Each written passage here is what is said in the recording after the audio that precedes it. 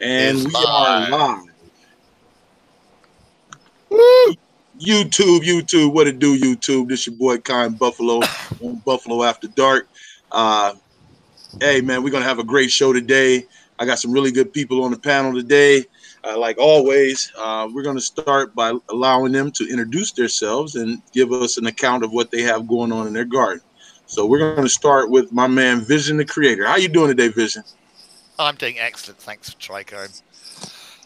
So what have I got going on in my garden? I've got going on like multiple landrace Africans, which I'm just coming up from seed at the moment to preserve them because I'm involved with a company where I'm going to get what's called a nursery license, which means I'm going to be able to legally sell seeds and clones into the Canadian market in about 10 days' time.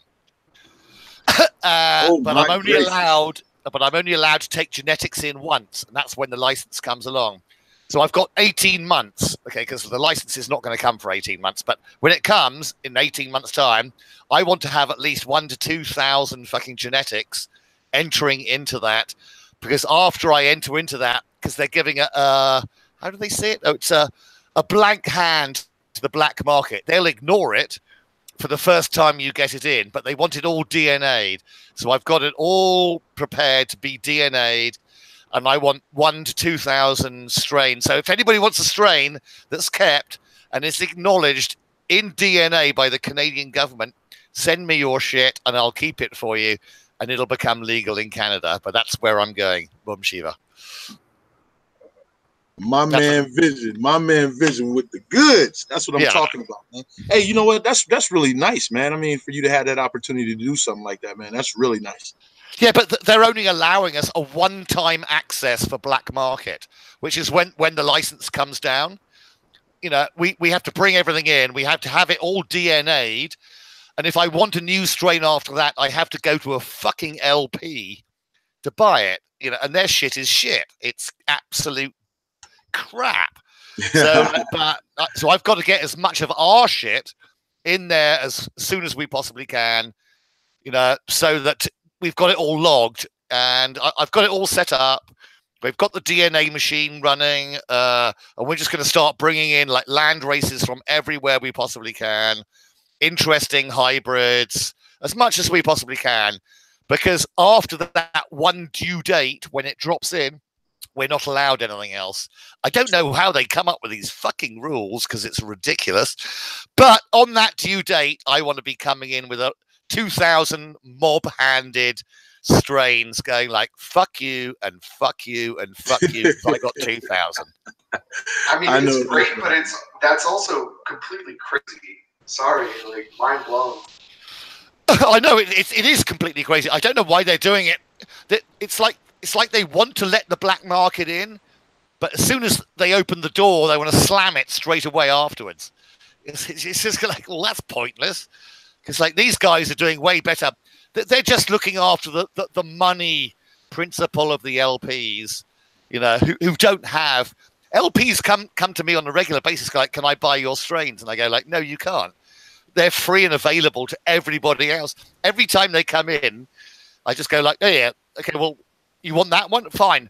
You can have that one, but I'm now about to give it away to everybody else, just to prove the point that you can't fucking have that one. Yeah, so life's fun, and I'm having real fun at the moment, because every time they come and want to try and make money out of it, I go like, no, we're just going to give it away now. We're just going to give it away now. I'm excited for you, man. I'm really excited for you, brother. Hey, Justin, how you doing over there, Justin? What you got going on today, brother? Is he there? Oh, yo, Mr. Justin Gooder. Sorry, I was muted. I forgot. I've been doing good. I've been harvesting since Friday. Really, I've harvested one plant on Tuesday last week, but that was just kind of a casualty that needed to come down. And yeah, I got my hands full, man. Even tonight, I brought down some stuff as soon as I got home. And I'm in here wet trimming. So a lot of fun right now. I'm just really eager to get everything cut down and hanging and drying and move on to to break time. Oh yeah, get that next round started. I know what you mean, man. I sometimes right when the joy of flower, and then when you start cutting down and hanging, you're like, all right, hurry the hell up so I can get finished with this shit. Yeah, I know exactly what you mean, man. Yeah, I'm sure you guys. I don't know if everybody knows how I grow, but I use this mothership that I'm in now. I guess I'll go ahead and share my camera here, but I use this room that I'm in now as a mothership. I just grow the small plants in here, and then I take them out to a light depot that I have, and I grow everything outdoors. And it gets pretty heinous this time of year. It's October, in Oregon, Northwest Oregon. It's wet. I got to worry about PM and mold of all kinds, too much moisture. I got just a whole lot of crap to deal with. So I'm pretty happy once I get everything harvested and hanging and drying. It's like break time. Chop it all, dude. Chop it all. Chop it all. That's what I'm doing. Hey, yeah, brother. Hey, I can't wait to get to that position where you had to be honest with you. I know sometimes it sucks, but I can't wait to get to that shit. So we're gonna bump it on down to my girl. Let me tell you, this next Canna, man, I appreciate her so much, man. She is behind the scenes, and she be on me. She be getting me the info I need, man. So how you doing, Canna? What you got going on today? Oh, hey Buffalo. It's my pleasure. It's such a laid back show, and it's so informative, and we have so much knowledge to give. So yeah, it's fun for me. It's a passion of mine to facilitate. And I actually took a trip to California and got to meet Buffal0, and we got to go show his light to Mendo Dope and stuff. So that was cool. And I met LED Builder through another group I'm in, and he's a really cool guy. So yeah, I can't wait to hear more about what these LEDs can do. That's the way I see it. I see we have two very knowledgeable people into the topic that we want to discuss tonight, and I'm really glad to have both of them here. And Canna, man, after when we get them to get to talking, we'll bounce back to them. I know you got some few things in the work, and we'll get to talking about that later. All right? Yeah, no problem. Sounds great. Abolish, how you doing today, Abolish? Pretty good. Can you guys finally hear me? We hear you, brother. We can hear you, dude. What's up, Vision, LED Builder, Justin, Canna, Buffalo, Keith, the captain? How you doing over there? It's the family, dude. Yeah, the family. Doing pretty good myself. I just took my 818 headband tray and put it in the dark. I'm gonna chop that probably Friday. I like to do 48 to 72 hours of darkness before I chop it if I can, and I'm able to. Okay, so what is 818 headband? I've seen it up on the web, but all I used to know was the 707 headband. Yeah, it's just headband from a different area code from what I know. Okay. that's simple. Yeah. That's all I require. Hey, am I wrong? But did you Abolish? Did you send for testing? No, Abolished I did last week. Yeah. So you're waiting to get your results back, huh? I got the results back. It ended up being 23% total. It had 26% THCA, and then what really was good was the terpene levels. The terpene levels was 2.12%. Oh, nice. Wow. That's really nice. Yeah. That's nice. Yeah, I'll be bugging you real shortly here, brother. I was looking at other test results on their site, and I couldn't find anything over 2. So I was like, wait a minute. That's kind of good. Yeah, that's real good, man. That's real good. Somebody will be tapping you on the shoulder and go, "Can I get a clone of that?" Exactly. You know that's right, Vision. You know that's right. All right. Well, that's good, man. I'm glad things are working out for you, man. Sounds like things are going good. Buffal0, how you doing today, brother? Hey, I'm doing really great today, man. A little tired, but triumphant. Buffalo, man, really good to meet you. And LED Builder, man, it's a real pleasure to be on a panel with you. And I'm really interested to hear what you have to say. And just a lot of respect for your site, man, and for what you're doing there, spreading the knowledge. I think the LED industry is a wilderness full of darkness and barbarians, and you're spreading the light. I hope to make my own small contribution. But yeah, man, I'm really interested to hear your ideas, and I'm really looking forward to talking about mine. Thanks very much for having me. And let me show you the Canon. Anybody who hasn't seen it, if I could just have the screen for a second. Take it away. I can't see it. Here, I'll show you. There I am. I can see you, but I can't see your screen. You can see me, but not the screen. Yes. I'm fucking this up. 1 second. Screen share. Okay. I just had to show this off. Oh, okay. Well, that's just gone into the fucking like. Woo! I made a GIF. Okay, finally. I've got it. Okay. That's okay, my light, man. Yeah, and I made that 3D printed reflector too. I actually printed. Shit, dude, that looks fucking awesome. Thank you, man. That's a fucking awesome piece of shit. I can understand what that's about to do.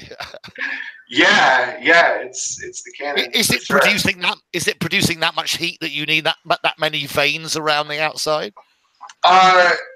Yeah, man. I mean, so it's a 240 watt COB, so you've got some heat to manage. The way that heatsink works is it's a core, and it's got water inside of it, and it does a liquid vapor exchange, convection current, and then So no, I did not need a heatsink that extravagant, but it keeps it down at about 120 Fahrenheit. That's the heatsink temp at full power.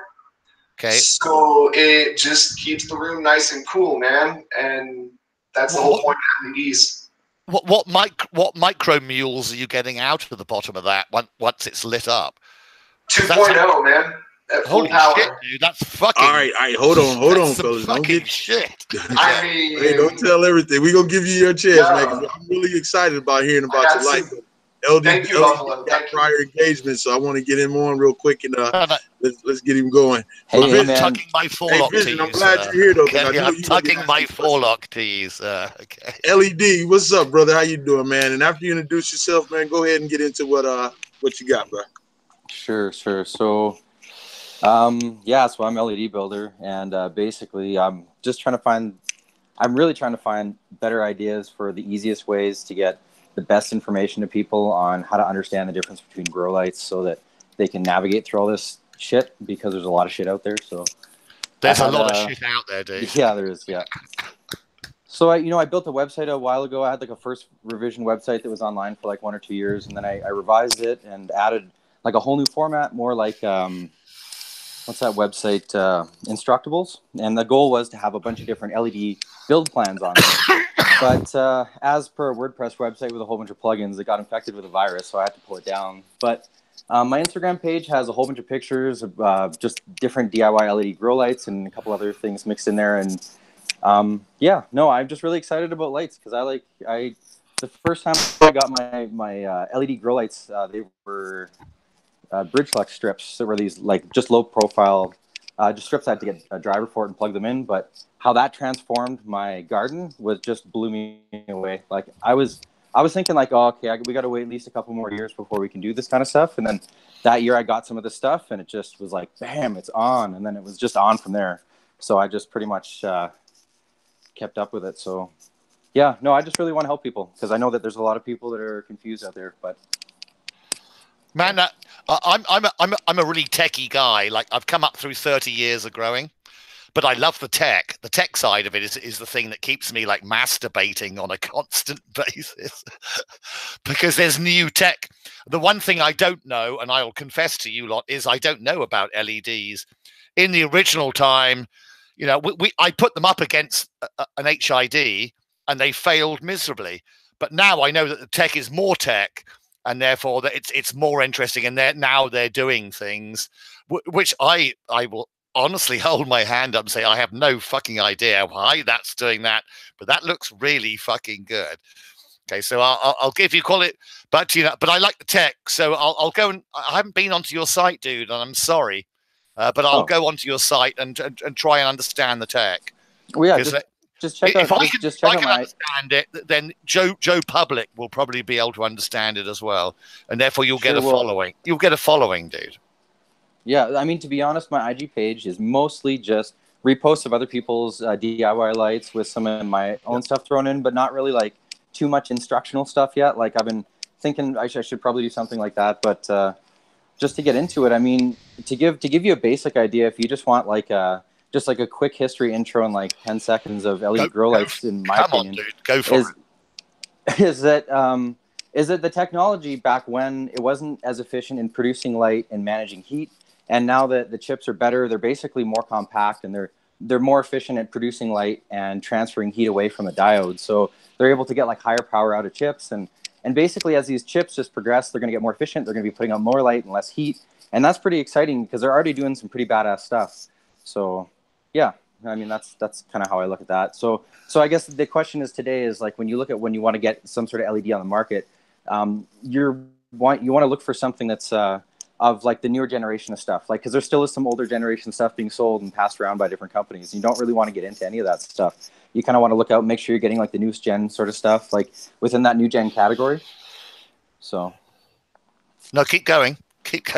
I'm lapping up everything you're saying. Oh no, so yeah, so I mean, we know of a bunch of companies. Like I'm sure a lot of us have been online and we've seen like companies like Chilled and Chill Grow Lights and Horticultural Lighting Group, and I mean like the big ones like Fluence, and I mean there's actually a lot. Well, Black Sail Farms, right, that we have here. So which is really interesting. I mean, I'm looking at the specs on your Canon light here, and it's a pretty interesting idea. I mean, it's a 240 watt cob, like a single 240 watt cob, running off one driver with one heatsink, and it achieves like the efficiency. Of course, it's not as efficient as some of the some of the other lights on the market, but those are panels with like multiple LEDs, where this is just like one big ass cob. I think this is pretty badass. I actually want you to talk more about your light. I want to know where this thing. Hey, so let me ask both of you guys a question. We'll just start in and let you guys can just take turns on it. Vision's been asking some pretty good questions, and the question I'm gonna ask could probably give him some insight as well. Okay, so like LEDs, pros, cons, and everything in between. So pros and cons, and basically in between. What do you guys got? Like I know you got cobs, and LED Builder. He must dabbles with cobs and LEDs, but what's pros and cons? Let's start with pros and cons. Yeah, what I want to know what the limitations are. What are you stopped by at the moment? Where does science need to come and take over and change it a little bit so you can get further into your field of development? Does that make sense? I think that makes sense. Yeah, that makes sense. That's a good question. Yeah, that's a good question. What do you think, Buffal0? So LED scientists say that there's like a theoretical limit to how much further this tech is going to go. And it might double in efficiency. We might get up to like 3.0 or maybe even 4.0, but we won't go any further than that. And I think it's probably going to be more like 3.5. So there's going to have to be some new development. Just the light emitting diode, whether it's in a cob package or a more spread out board with mid power diodes, it's only going to get so efficient.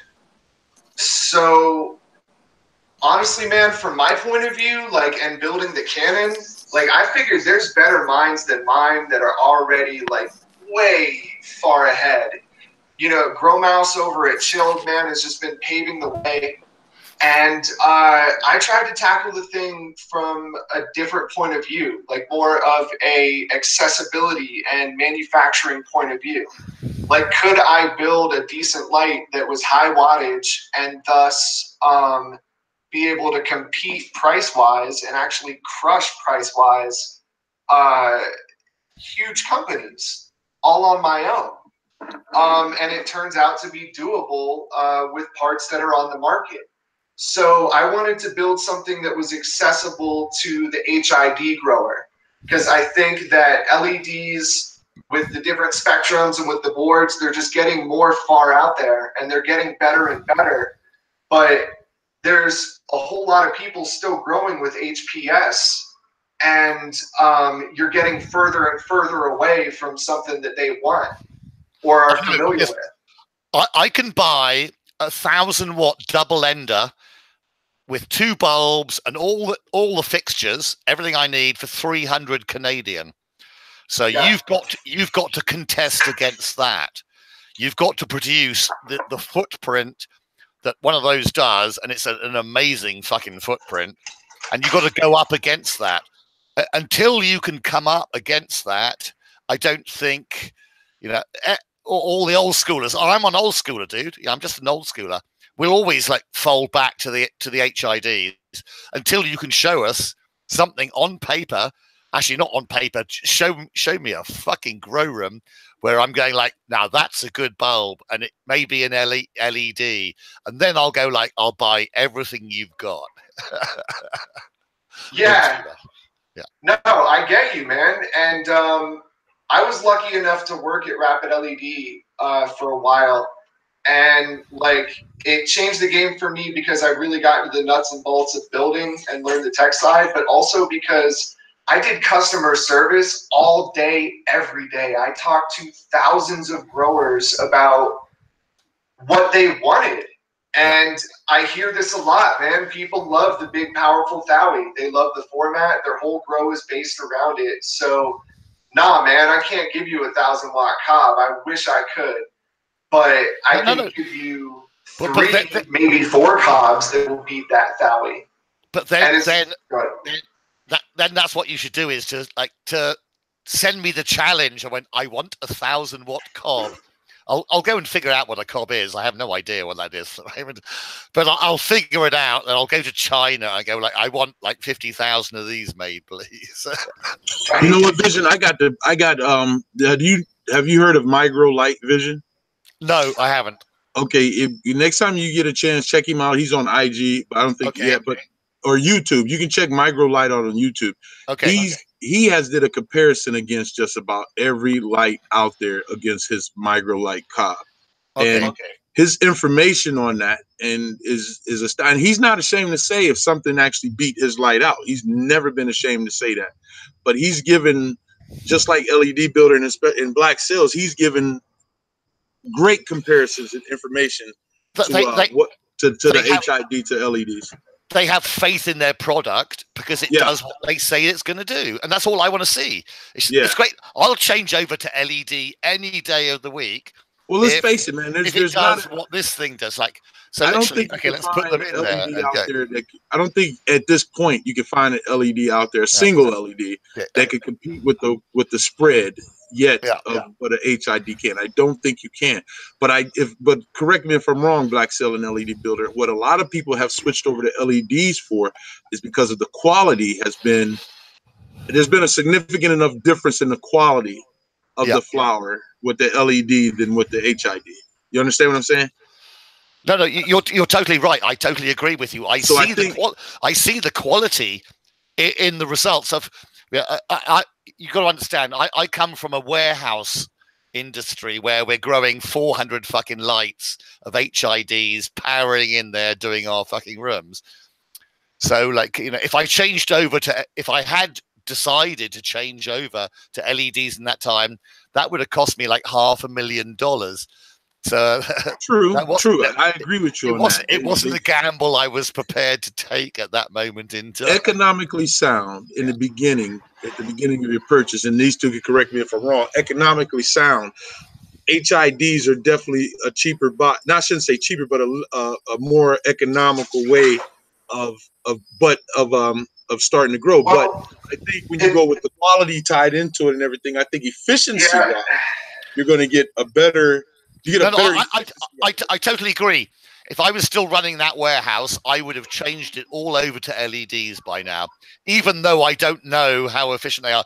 But just on the fact that what I see online, which is people showing me their plants and how it grew under LEDs and what the quality of their resin was, and all like, the full aspect of our plant.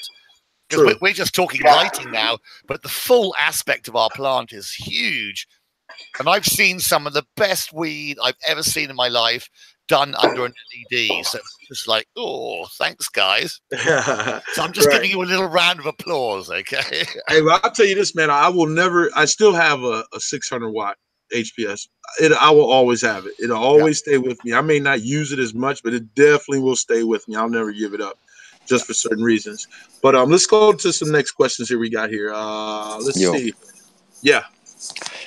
Yo, so the question that Vision asked was like, you know what? It's like the technology that's like holding back like the LED market. And I mean, I guess to be honest, I sort of took that question not as like a literal like where do we need to go with the tech, but more like how's it going to relate to us like in the short term or the long term from like when we're buying grow lights now today.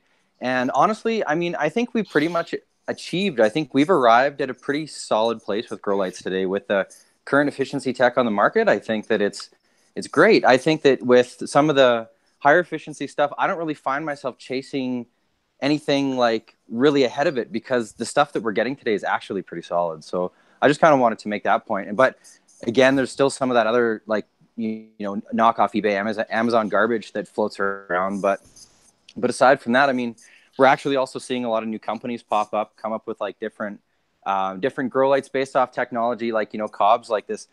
Black Sail thing's pretty unique. It's pretty awesome. Like having like a one big cob. I remember when I first saw it, I just saw like a single cob hanging. Cause you see all these different companies selling like, you know, cob kits, whether they're just single hanging or like frames or whatever, like LEDs with lenses and all sorts of stuff now. And without really digging into them and figuring out like what they're actually selling, it's, you know, hard to tell. Unless they're broadcasting exactly what parts that they put in them. But I remember when I first saw the Black Sail thing, I'm like, oh yeah, another hanging cob. And then somebody was telling me about this like 200 plus watt cob. Yeah. Somebody was telling me about this. Doesn't exist. Oh yeah. No, and I was just like, no. He was like, yeah, no, it's like 200 watts. I think I only need one. And I'm like, 200 watts. And I'm like, wait. And then he sent me the link, and I'm like, holy crap. Like that thing's a beast. And that's really cool. I mean, if it's cost effective, and I checked the price, and it's fairly in line with some of the most cost effective stuff that I've seen. So, I mean, that's a pretty good sign. The efficiency's around, like you said, 2 micromoles per joule. So it's not as efficient as some of the like mid power size, like grow lights or whatever. But I mean, I've heard too that a lot of people are looking for something that they could just hang up in place of their HPS, because that's what they're used to. They want to hang something up high and like powerful that just sort of gets the whole area. So yeah, I mean, that's a step in the right direction for sure. What is it? It's like how many days time? 17. It's like in 8 days time, 26 million households are going to go legal in Canada, dude. Right. You better have your distribution network ready. Yeah. You better be fucking ready for this shit, because they're gonna the Canadians, and I love them all but I'm English, but I became a Canadian. But I love all these people. They're all fucking great. They're all going to be fucking just going like, LED, that sounds really environmentally sensitively right. I'm going to buy that shit. And they're going to come online, and there's going to be 26 million of them. And that's households, because they're only allowed 4 plants per household. Okay. So let me ask you a question. Little Mass wanted to know LED. He had a question, and every once in a while I'll just pop in with a question for you guys to answer. But Lil Mass, he wanted to know, and it's a common question that a lot of people ask when we start talking about lights and the spread and the canopy and the penetration. But he wanted to know, how many watts would you suggest to run a 4x4 with CO2? Oh, that's a good question. So good question. I'll be admittedly open and tell you guys, I've been spending all my time learning about building lights and doing all this techie crap with Arduinos and stuff, that I'm actually fairly new to growing. So I've been growing vegetables, I could say, for you know, like a half decade, and indoors only for the most part. And I've only just started growing some of the other stuff. But what was the question? Sorry, how many watts?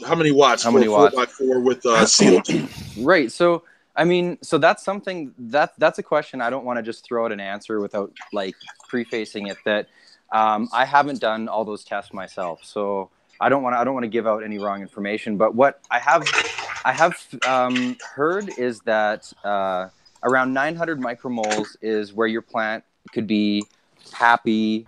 That's like the light level, like the par light level. But I mean, even still, I've heard other people say that they blast their plants at like 1400 and they're fine. To be totally honest, I haven't done all my tests yet, so I haven't been able to verify any of that info. So, I mean, that's a part of it that I can't really help too much about. But I mean, if we're talking about if we're talking about how many watts for like a 4x4 with CO2, it's been generally recommended to me. Well, I'll just throw this out there in the Black Sale. You could take over if you want, but the general rule of thumb that I've been hearing the most about is anywhere from 480 watts to around 600 or a little bit more watts in a 4x4 of like the newer higher efficiency LEDs. And even that might be too much depending on, or maybe not. Like, so anywhere from like 480 to like maybe 700 is sort of what I've heard.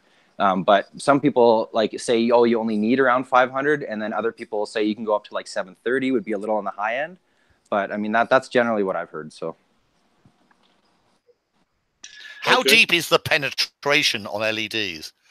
What are you getting? Like, you know, for those of you who grow, I grow, you know, and I top grow in a couple of my rooms at the moment. So, but I would like to change it over to LEDs. But how deep is my penetration going to get?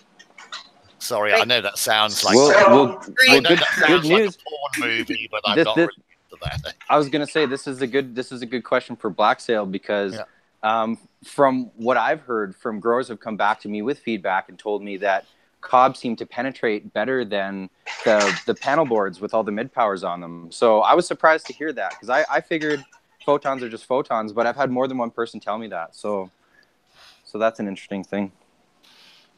Yeah, with the panels, you know, you've got people bringing them in real close. You know, you're growing like 8 to 12 inches above your canopy because the fall off is just steeper. But if you've got a single point, more powerful focus light, it's going to go farther down, and the drop off in intensity is going to be slower as you go down. So yeah, it's going to get down to the bottom leaves better. I love those panels. I love the efficiency, but because of the vertical penetration, which is you know, vision, it's really important to me too.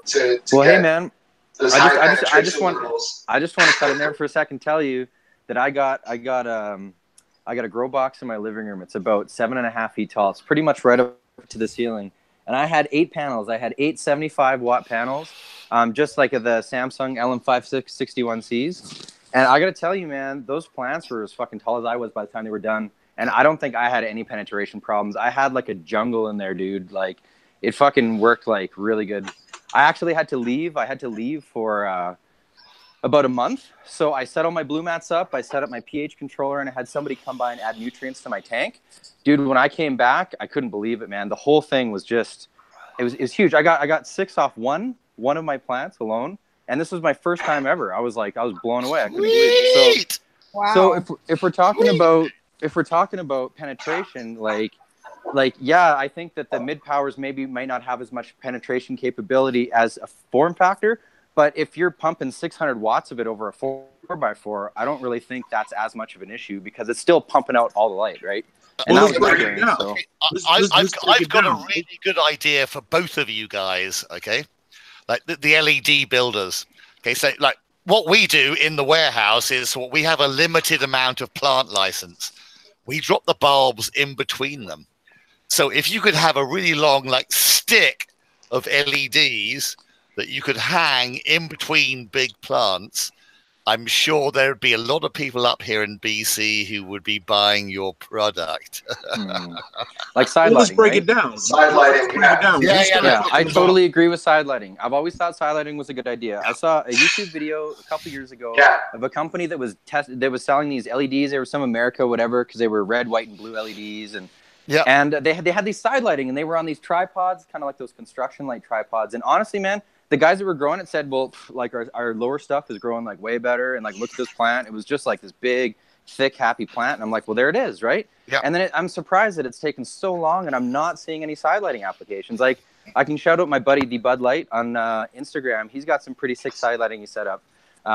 And I think Lim Mass is another guy who's got some pretty cool side lighting on his. But I'm surprised that not everybody's doing that, right? I did see one guy a while ago that Mango does Miami Mango. Yeah, he uses the PLC 600s as side lighting. It's fucking awesome. Just let them hang. It's pretty bad. Pretty. If you look at the map, and the buds go right to the bottom.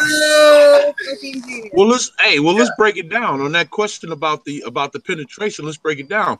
LED and Black Cell, you might be able to answer it too, but I know LED since me and him have talked plenty of times about boards between chilled, rapid LED, photons, everybody's boards. Let's break it down. Not every board is the same. Not all the diodes. So like the Samsung diodes are probably better than the diodes that were before them or the aftermarket. So wouldn't your penetration depend on what your diodes on the board too? It depends on a ton of shit. And I was going to say, LED builder, I think being in a grow box, like that's definitely a factor. And having no light leaks and just everything really tight and reflective. True. So yeah, that's going to change the entire situation. Absolutely. If you've got even one open wall. Like I've sat there with a par meter and opened and closed a tent flap, and even though it had 3 walls, a floor, and a roof right there, it was like a 10-15% change in PPFD just from opening and closing the front flap. Yeah, absolutely. Yeah, I guess I should keep in mind I got a pretty sick grow box here. It's got some pretty nice white reflective walls. Yeah. And then somebody else brought up also in Simple C, MH23,000 Simple C, canopy penetration with the scrog and curly flan leads to some, which you figure if you scrog with an LED, you're really you're not wanting that much penetration anyways. Am I right or wrong? Well, actually, so that's true, but I wanted to say something different. Like, I was thinking about this idea, like if you had, let's say you had a plant and topped it and got eight colas, or I don't know, want to go crazy and get like 16 colas or something. Get like that black sail, like that big ass cob, and just hang it right over top in the middle and just blast light all the way down to the bottom of the plant. Yeah, like, true that. Yeah, is that what people are doing? Is that like is that the optimal form factor for growing under that light? No, but I want to see LEDs in a long tube pushing outwards, so you can drop them in between the poles. I'm still going for this shit, dude. Yeah. I'm going for the stripper pole all the time. What do you think, Black Sail? Like, have you thought about like the ideal like growth style for having like one high-powered LED like that? I think that it's going to be strain dependent and situation dependent. I know that's a really annoying answer, but okay. There's this. I have a vendor forum over on the Autoflower Network, and I'm really interested in autos, and I'm really interested in how that community is going to respond to my light, because I think they're going to go together like peas and carrots. And I got this guy Soot Dog who's going to, I'm shipping him a tester, and he's going to grow out some autos, which tend to me, they lend themselves to just, big ass chunky plant with fat lower branches. And I think just parking one giant beast of a plant underneath a cannon is going to be pretty badass. Maybe 2. Yeah, that sounds like that's what's up. I'm gonna send you non-autos. I'm gonna send you 14 to 16 week flowering sativas.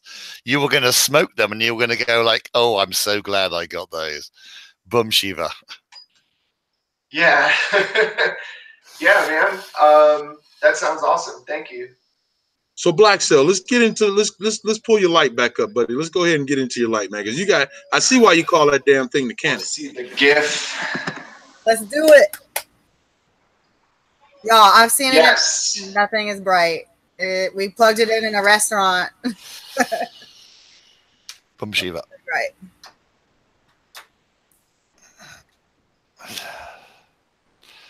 I'm really enjoying listening to the conversation tonight. I'm learning a lot of fucking shit. I don't know what a COB is. What does COB actually stand for? COB is a chip on board LED.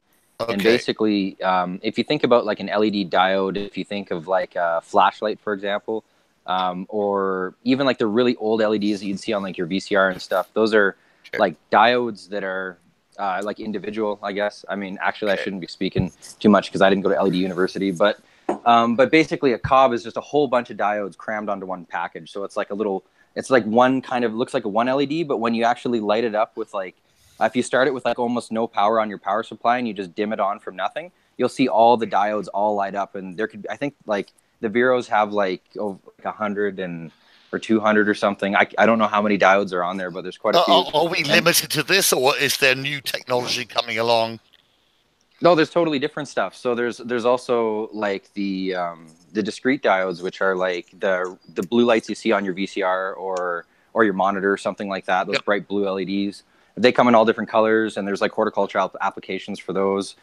For example, like the chill pucks have 660 reds, same as like the Pacific Light Concepts. Their bars that they make, they have 660s, as well as are they?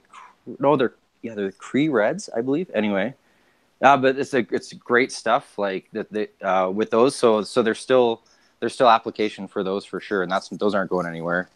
But these are white. Like these COBs are generally white. You can get them in different colors. They do make a blue COB. I don't know if they make red COBs. I don't know if I've seen red COBs around that are any decent. I mean, you can get some cheap, shitty red COBs off eBay, but I don't recommend anybody go on eBay and just buy whatever LED comes up when they type in LED or whatever. Like most of it's garbage. So unless you just want to screw around and blow stuff up and have fun. But right. No, I totally that's me. I like to blow shit up, bro. That's me. So a COB's been around for years, and they were actually a pretty big deal from when I was introduced to LED grow lights when I hopped on the forums originally. COBs seemed to be the way to go. Everybody was using them. They basically look like a big yellow coin, and you see them around, just the round yellow looking LED things. They can be anywhere in size. They're usually about, in Canada, we got these $2 coins. So they're about that big. The yellow part is. And you power that thing up, and they can power up to 100 watts. Well, usually they were up to 100 watts, or, you could get some COBs that were less. But, I mean, I haven't heard of a 240-watt COB in production actually being used for grow lights until right now, which is what Black Sail is going to tell us about on his light. So... Yeah, I'm glad you decided the 49, dude. Yeah, he was having some technical difficulties, so we're waiting for him to come back. But yeah, I'm pretty interested. So typically we were looking at like 100-watt COBs for the most part, and people were like laying them over their space. Like you could do like just the bare minimum setup would have to be like if you're trying to get bare minimum, but you upfront investment. You want to buy the least amount of parts as possible. It'd be something like 6 COBs, so you got like 600 watts over a 4x4. That's probably the most economical way. But you can just expand that just by adding more of them. And what it does is it actually spreads the 600 watts over more LED chips. And as they run like less current, they run more efficient. So you actually end up getting more light and less heat. And so the more COBs you could add, and that actually is applicable to like these chilled pucks, for example, or quantum boards or whatever. If you set it up on a parallel driver, you can just keep adding more and more and more of them and just drop the efficiency, raise the efficiency and drop the heat output. Now, I haven't experimented putting like, 25 boards on one driver to see how less heat there would be. But it's an interesting concept because especially for people that grow intense, and I'm fond of growing intense because I think it's just convenient. And I would like to see an entire tank covered. You are totally correct, my brother. Because I'm about to start a teaching course for Canadians to come in. Like, so you want to grow some weed? Excellent. We'll grow it in a tent. There you go. A 4x4 tent for most Canadians with an LED is going to be fucking mind-blowing, dude. Come on. It's going to be fucking hilarious. But there's still people that will use like less than 600 watts in a 4x4. So, I mean, it's not like a hard rule, but that could be your you could be more optimized, right? If you're using as much as the space can take and as much as your crops can take. It's Canadians. They're just going to be anal about like, we want to do it. as effectively as possible. We don't want to have any come on, we're Canadians, dude. All right, well, I'll take that. Yeah, excellent. Sell them the fucking lights, you'll be fucking fine. Yeah. Boom. Hey, sorry about that, by the way. Horrible timing, but that's all right. Come over. Yeah, so let's go ahead and put you up. But that leads that what LED was talking about while we get your screen and everything set up. Which brings it to one of the questions that we were going to ask about how much watts per square foot. So I would say, when you say the average square wattage per foot, I would say, what would you say the average is? What's the industry standard, I should say? I want 50 watts a square foot. Well, no, it's less, because your LEDs, you don't need 50 watts a square foot. That's old HPS numbers, right? Okay, yeah. So under the convention, yeah, that's you are correct. Yeah, okay. So basically all you're looking at is you need less wattage because you're not producing as much heat. So basically that extra heat energy isn't being produced, but you're still getting the light. Well, but let's be clear though, you're getting a different spectrum of light. So there still is different spectrums between HPS and metal halide and ceramic metal halide, and white LEDs that are like cool have a much higher blue spike compared to white LEDs that are more like warm will have like a higher red spike and a much smaller blue spike. So like if you're like vegging under an LED that's like warm white, maybe like a 3000K, it's not going to have as much blue. So you actually want to crank that light up a little bit more just so that the plant has enough blue in its vegetative stage. But if you have like a veg light, let's say you've got like even a 4000K white LED is a pretty good like full run light because it has a significant amount of blue and a significant amount of red. So, but if you have the option to have two different spaces or control over your lights, you can run more blue in veg and then, red, you make sure your red spectrum is throughout your entire grow cycle, and you can bring the blue back on like the last 2 weeks of growth, and that can help like increase weight. I mean, I've heard it increases weight. I've heard some people talk about different things, but that's generally the idea. Is like a finishing bulb, like a metal halide finishing bulb. Go and look at CMH in the last 2 weeks. Well, and then that's a whole other thing. Like CMH, I've been when I is disgusting. Yeah, you don't like the CMHs, bro? No, I mean, I like the efficiency and everything, but the heat, it's just a fact, man. It's I know it's hot. I know it's hot, but the fucking UV that shit puts out is unbelievable. And that's like, that gets me the best weed I've ever fucking smoked in my life. So Black Cell, go ahead and I'm gonna present you to everybody, Black Cell. Put your light back up if you can. And then while you're doing that, so like LED was saying, LED builder was saying, I agree with you 100% on that LED builder. It's and a lot of it comes down to a preference in the grower. You know what I mean? When you start talking about spectrums and different, it just comes down to like a preference in the grower himself. Well, you know what I can tell you? What I could totally tell you, the one thing that's pretty fun that you can do with LEDs is you could have a bunch of LEDs in your tent or your space that are like of a warm white, and that'll be mostly for your flowering, right? And then you can add a bunch of really like bright cool light LEDs, like 5500 Kelvin or something like that. Put them on a different driver with a dimmer, and you can just at different weeks you can increase your blue or decrease your blue, and you can actually control your overall spectrum quite cost effectively. And I think that's something that everybody should be doing. I think, why not? If all you're doing is just adding more of the same, like you don't have to get the really nice stuff. Like you don't have to get like the Chill Gen 2, which is really nice, and the blue channels, and the blue has UV on it too, and it's got the white, and it's all tunable and you can control it. But you can still kind of do that if you have like say like a 3500K base of LEDs, and then add some 5500, then just put them on separate dimmers, and then you control it. So I think everybody should do that. Word up. Word up. Yeah, that's a great concept, man. You know what? I really, because we'll get into dimmers and remotes here in a minute, but yeah, that's a great concept, LED. I didn't think about it that way, because naturally when I took the dimmers out of mine because I was like, what I need a dimmer for? You're going to be in flower the whole time. But now that you mentioned that, man, that I didn't think about it that way. I could actually. Hey, man.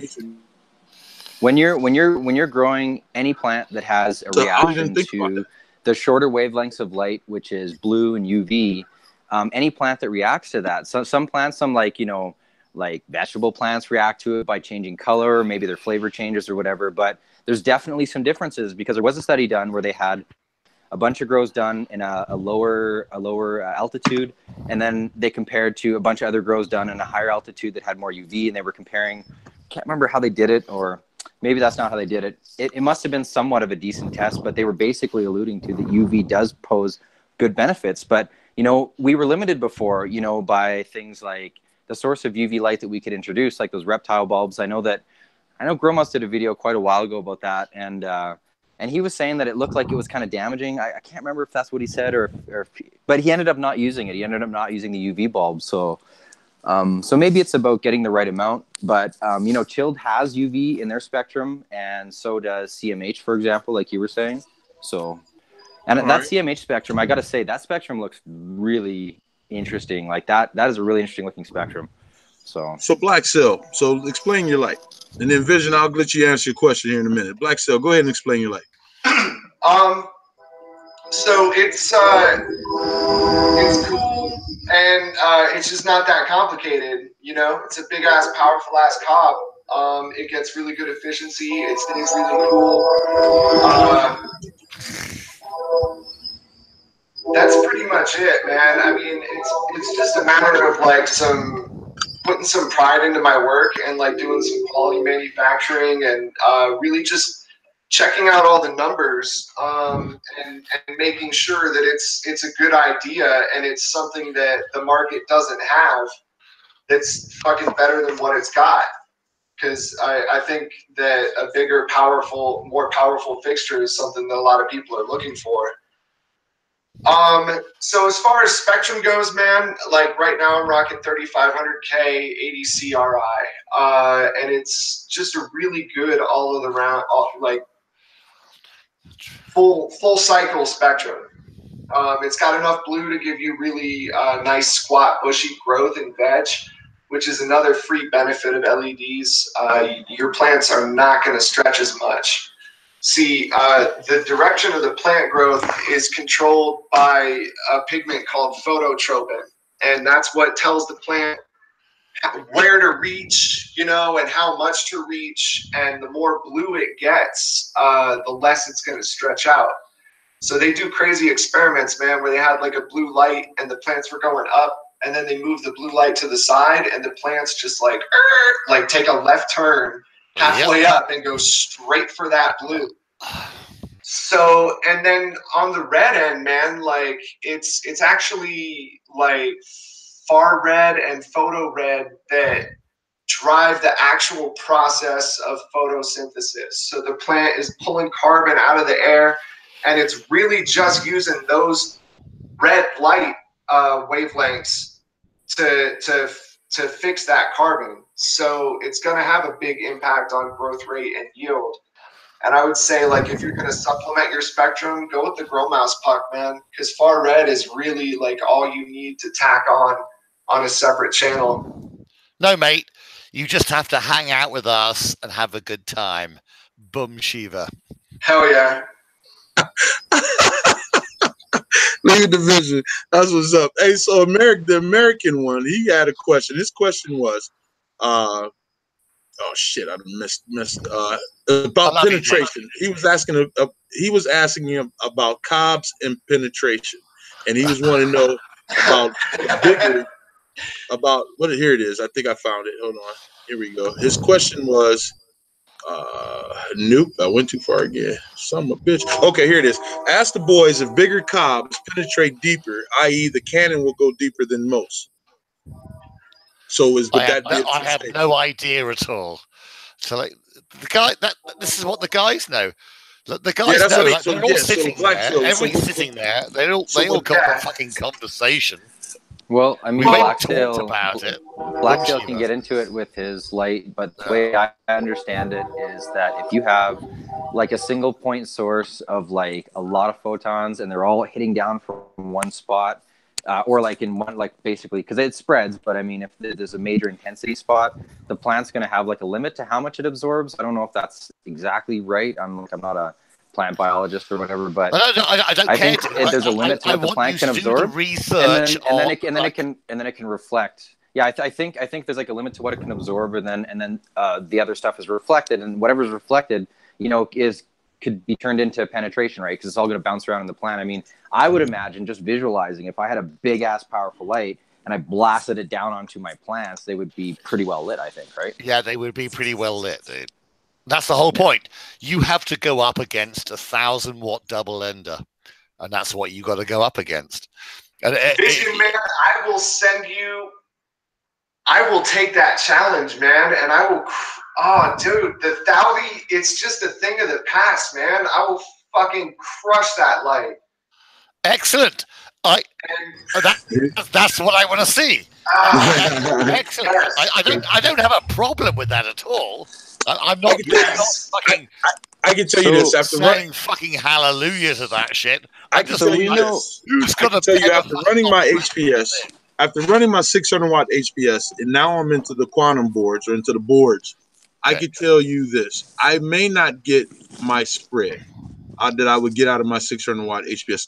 I may not get the full spread comparison, but I do get a nice spread with my boards. And not only do I get a nice, and I do have a COB. I do run a COB. I run the Micro Light, which is a COB. It's a 107-watt COB.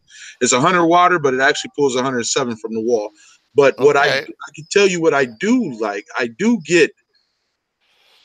don't have hot spots. I don't. With my HPS, even with the new bulb, you still have hot spots. I don't get a tremendous hot spot out of it. My spread of light is pretty, and the heat going across is pretty even.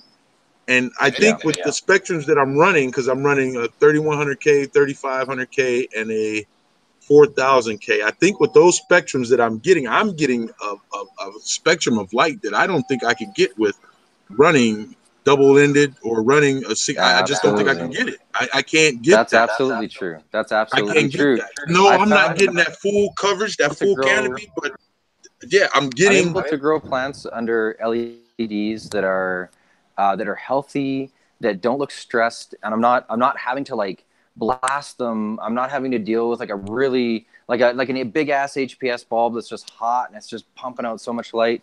Like, I feel like with LEDs, you can dial things in. Like, you can dial in a grow space that's much more tailored to what you're growing. So if it's a vegetation rack that your plants are only getting like 12 inches tall for the most part, you can just perfectly build the right little LED setup for it. And it doesn't have to be expensive. It's just flush right in with your shelving. You know what I mean? Like, you can just put the little strips flush in with your shelving, and it'll just work perfectly. And I want to throw this out there right now.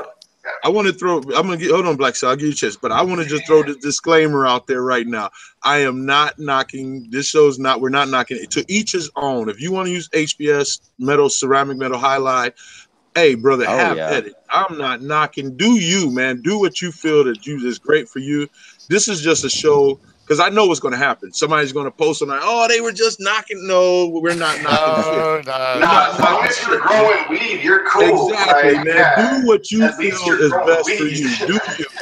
All this show today is doing is coming out, and we're expressing to people new ideas. Because the problem that I found in this community is that when somebody comes out with some new idea, people shit. They actually shit when somebody comes out with a new idea. You know, it's like, oh, how dare you come out with that? How dare you say this? No, dude.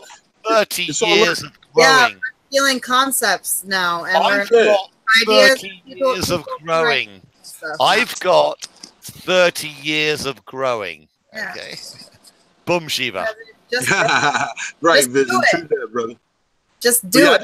I wanted to throw that disclaimer out there because I know I'm going to get some hater that's going to post some stupid ass shit. Yeah, I just want to throw it out right now saying, no, we're not knocking if you don't grow with LEDs. That's not what we're saying. And I mean, you know what? There's a learning curve to LEDs, right? Because with an HPS, with an HE, when I got my first metal halide, and it was just cool. Like, it's like this thing, you plug it in, and you're done. Like, it's like, woo, I got a light, and it works. It just like grew stuff, and I was like, this is cool, right? But with LEDs, you got to know, like, unless you're buying a packaged product, like something like what Black Sail's got here, you know, you're going to have to know how to match your driver to the LED chip, and that stuff you have to just know the numbers from the data sheet, and you got to like add them all up if you're running them in series, or you have to match it right if you're running it in parallel. And so it's kind of a bit of annoying learning curve. I know I get a lot of questions, and just so that everybody knows, if you are on Instagram and if you want to ask me any question about LEDs, just look me up. I'm ledbuilder_org. I know. I'll answer whatever questions you guys are looking for. Sell some shit. Like, sell some shit. Yeah. Sell some boards. Yeah. Are they boards? I think they're called boards or whatever. Whatever you got to fucking sell, dude, sell that shit. We'll love you. We don't care. We're here because we just love good weed. Okay. Hey, Black Sil, so go ahead, brothers. I interrupted you. Didn't mean to interrupt you, but go ahead with your comment, Black Sil. What were you saying now? Man, I don't even remember. It's okay. What were we talking about? Yeah, so the DIY thing, man, like that's really the only way to get a good price, I think. And if you get a good DIY setup, to answer a question from a long time ago, it's going to take you 1 year. That's the rule of thumb, basically, to make back the extra money you spent on savings directly from the light, from needing less watts, and also your HVAC savings, and also not having to replace the bulbs. Okay, I'll cover that. Yeah, it'll take a year. You'll make your money back. No. I'll cover that. Oh, okay. And then the thing runs for another 4 years before you got to worry about switching out the diode. So that's it doesn't run for another 4 years. It runs till tomorrow. Okay, and I'll cover the rest of it. Well, and that's one thing that I'm interested in. Like, they say that some of these LED chips are rated like running an LED. I guess lower current. I mean, that was a question that came up that I've actually seen come up quite a bit. Is people say, what's the difference between like a 1400 milliamp and a 2000 milliamp driver? And basically that question sort of alludes to how hard you're going to be pushing your LEDs for the most part. So the idea is if you're strapped for cash and you just want to get something up over a 4x4, you can't afford to get everything. You can't get all the bells and whistles. You can't get those grow mouse far red flower initiator pucks, and you can't get whatever's out there. The PLCs were just releasing these photo boost strips that have 660 and whites on them. Anyway, so stuff like that. So if you just are just trying to get going, you just have to look for what's basic. But I'm just thinking about it. Actually, I think I need to go check the price on those PLC photo booth strips, because I think, to be honest, his little pre-sale thing, I don't think they were too unreasonably priced at all. I haven't seen them. I'm gonna be quiet. Go and sit down and be quiet. Wicked Joe is he's sitting there laughing at us. He says that's not the question. He says the question is, okay, to quote him, he says, y'all high as hell, high as fuck, actually. The question is about penetration of I'm high as fuck. Are they the same penetration or are they diode dependent? That's the question he wants to know. Oh, okay. We could probably do that one as well. Well, I mean, what I was just saying earlier was that if you've got like all your LED pumped up over like a single space, you're going to have, I believe, a lot of penetration in that one space. What I've seen myself, I mean, and like I said, I'm in intense, but having anywhere, like I'm running about 600 watts in each one of my spaces, and I think the penetration looks pretty damn good, actually. But again, I've got the reflective walls. So, and I'm not actually running COBs in the one space. I have pucks and chilled boards in the other space, and I've used my par meter and checked things out, and I mean, it seems pretty good to me. So I don't really think that, I don't think it's a hard rule to say that COBs have better penetration, but I think you have to have enough power over your space, I think is sort of the idea. You have to have enough power over top, because if you don't have enough power, you're not going to have good penetration. Like, the more power you put on, the more penetration you're going to get. I guess is sort of generally how that works, but you don't want to overdo it. So somebody asked earlier about how much you could go with CO2 over a 4x4. I mean, if I were to guess, because I haven't done it, I would probably take a stab starting around like 730. Maybe I'd try 730 watts and see how that did. Maybe that's too much. Maybe you can do more than that. I'm not sure. But that's so 3 Gibbons is 720, and that's where I was shooting at for the 4x4. For Dude, and that's if you're going hard, man. Like, that's if you're growing hydro and you're pumping those newts and you're pumping that CO2 up to like, 13, 1500. And yeah, that's maxing the space, man. You're pulling like 3 per tray. Yeah. So, but 600 is good for like, just a good, solid professional grow. And yeah, less than that, man, like, it drops off a lot slower. Like if you go down to maybe like 480, you're still at like 80% of the growth you would have at 1,000 ppfd, or I'm sorry, at like 600 watts to 480 watts. Yeah, So, I guess just thinking about that, it would probably just make sense if you're trying to figure out what your penetration is like in your space. Probably just look at it broken up into like little like one foot square clusters. Like think about how much light, how much power for this little one by one, and then you can kind of figure out, like if you want lots of penetration everywhere, then you're just going to need lots of power over top of everything, I guess, right? So, Boom. yeah, you can't go wrong just blasting that shit, like. Oh, but then there's actually the whole other question of reflectors, and that's actually one advantage that just straight up cobs have an advantage over, is they have readily accessible reflectors in different materials and stuff. Now, the chilled pucks actually reflectors, and I actually saw something. Did I see something similar on your site there too, Black Sail? Yeah, man. You got these little disc reflectors, yeah. Yeah, no, I hit Gromouse up like a year ago, and I sent him the model I made for those 3D printed reflectors. And I thought I was going to be all cool and impress him and shit. And he just sent me back a picture of one that he had already made. It was like the exact same thing. So yeah, the chilled pucks are awesome in that you can put like that skirt reflector on there. And I fucking love my reflectors for the Canon, dude. Like, I printed them out of nylon, and they're like 2 layers, and I've always just wanted a wider reflector. I mean, I like the Angelina extra wide, but that's it. That is all you can get for cobs. And I just thought, like, the wider design with a wider angle would be a lot better. Like, you just want to catch that light from the edges and focus it, and maintain a nice even spread. Your Canon is kind of like some, post-apocalyptic, like half destroyed world kind of grow light setup. Like it's just this big ass thing you can just haul over your shoulder and hang up, and just boom, there you go. Yeah. But that reflector is cool. Like you're talking about the wide reflector like that. That's I'm gonna try to with like gnarly shit that just isn't on the market yet. Like I've got a few ideas, man, and I'm hoping I'll be able to just keep rolling them out and putting on a good show. Well, just to quickly jump back to that question about penetration again. So the other thing, agreeing with the fact that like the more photons you're blasting down from a point space, like from the more penetration you're going to get.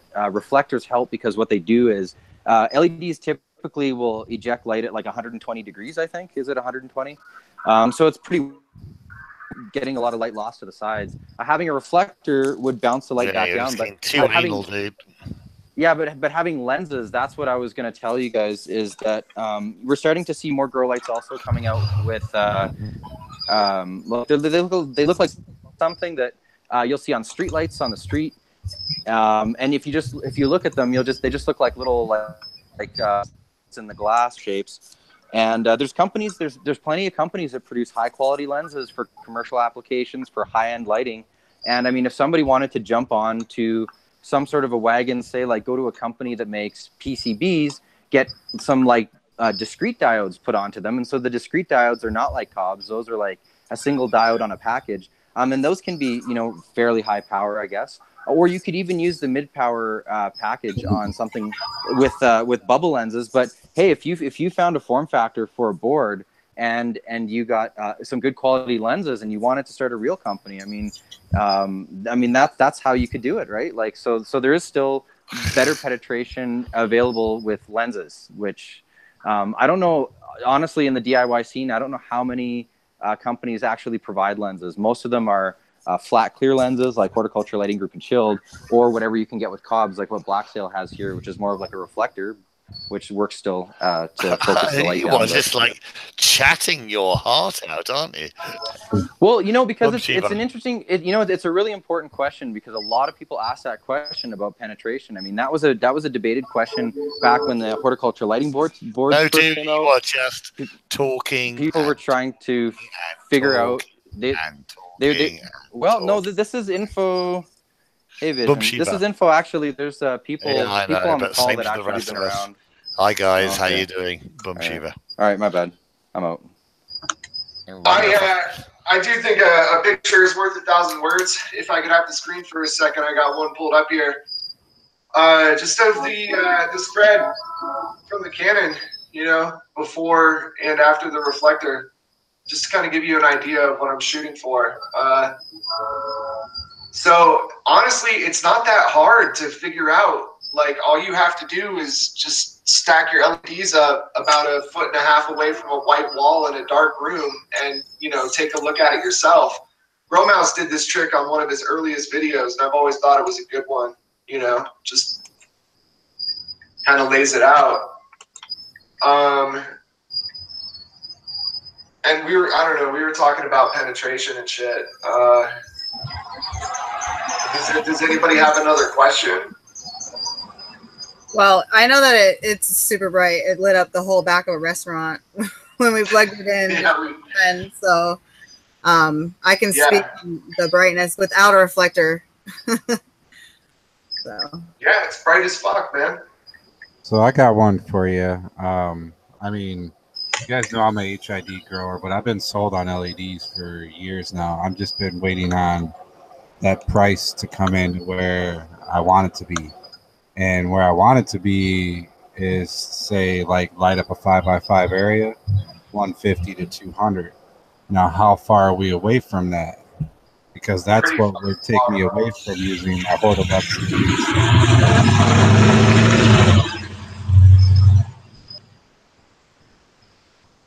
I mean, even if you know you're going to get that money back in a year from electricity and HVAC savings, and then still have the better light for like a few years to come, I don't know, man. It's an investment. I just think it makes sense, unless you're planning on just growing for 1 year and then stopping and never growing again forever, which is weird. But don't buy LEDs then.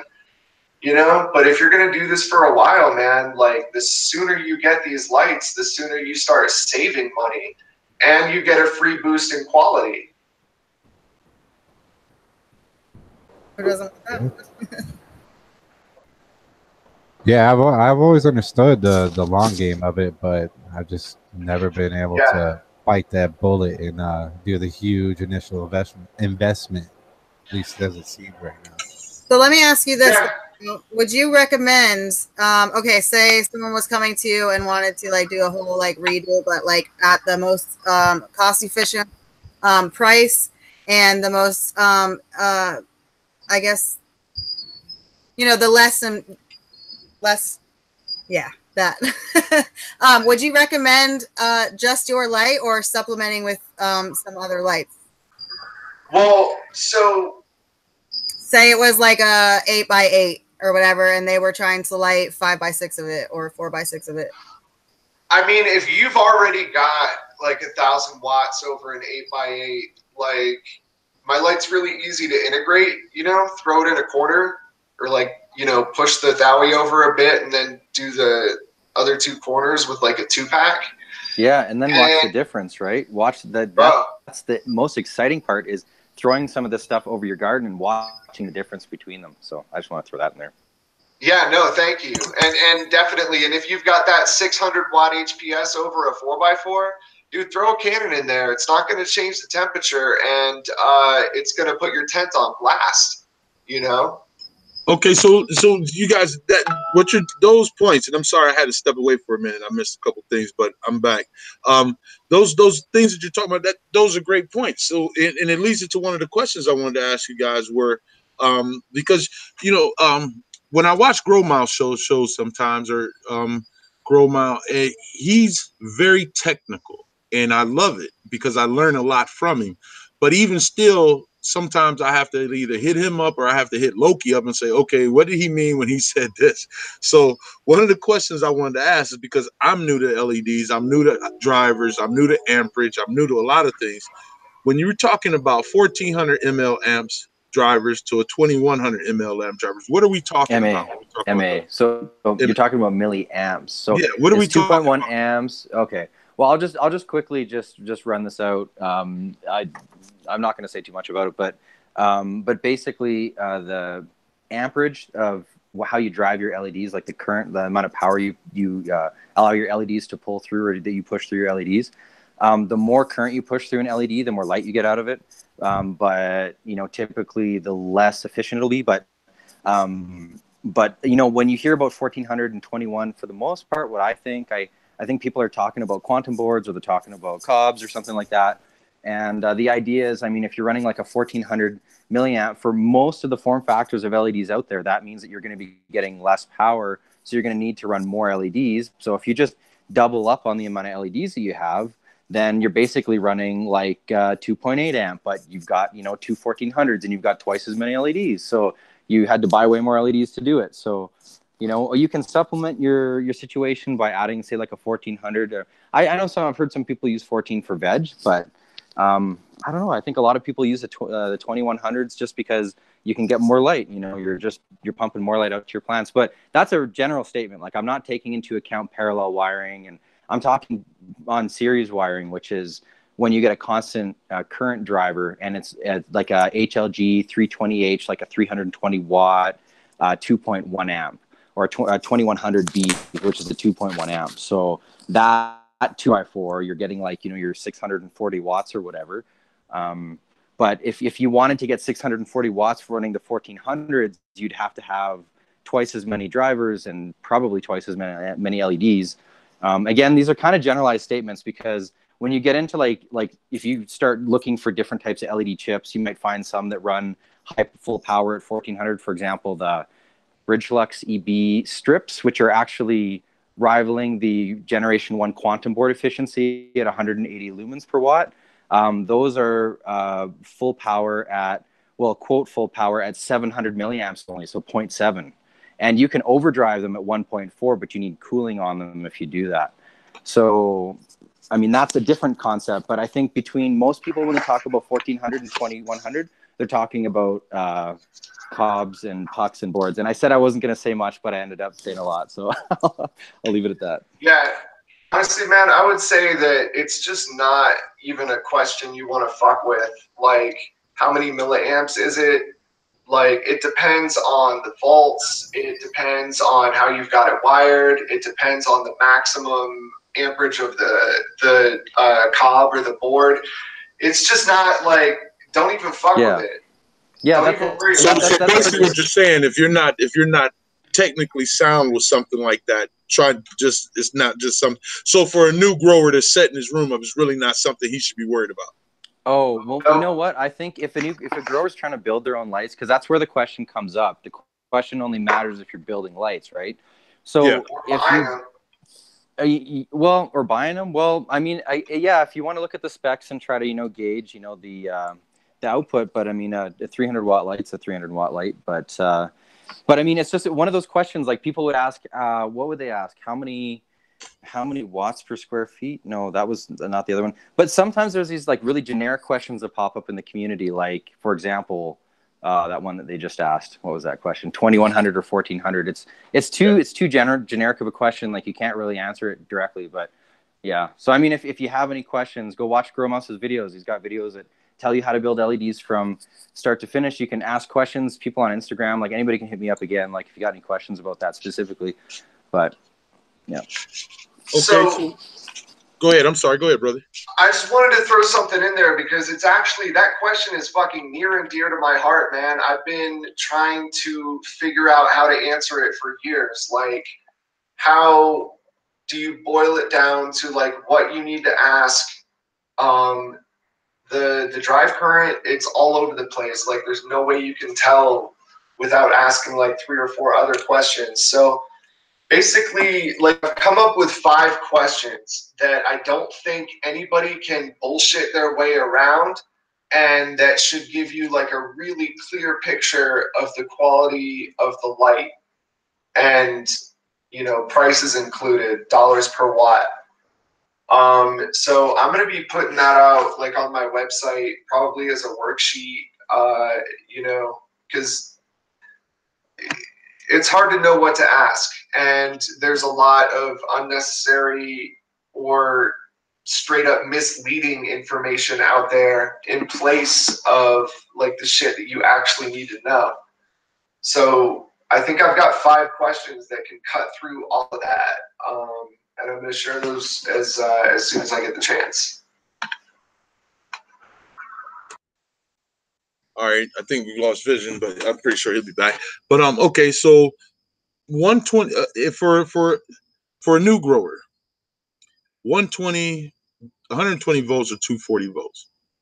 What are we talking? Are we talking efficiency? Are you getting, if you could run 240 over 120, what would you run? Well, generally, from what I understand, the mean well drivers are slightly more efficient if you run them on 220. So if you can run 220, do it. You'll save a little bit of power, get a little bit better efficiency. Okay, that I could understand that one. I think I could figure that one out. And if we're talking drivers and remotes, what are the benefits of having, not drivers, but what are the benefits of having dimmers and remotes for your drivers, if there's any?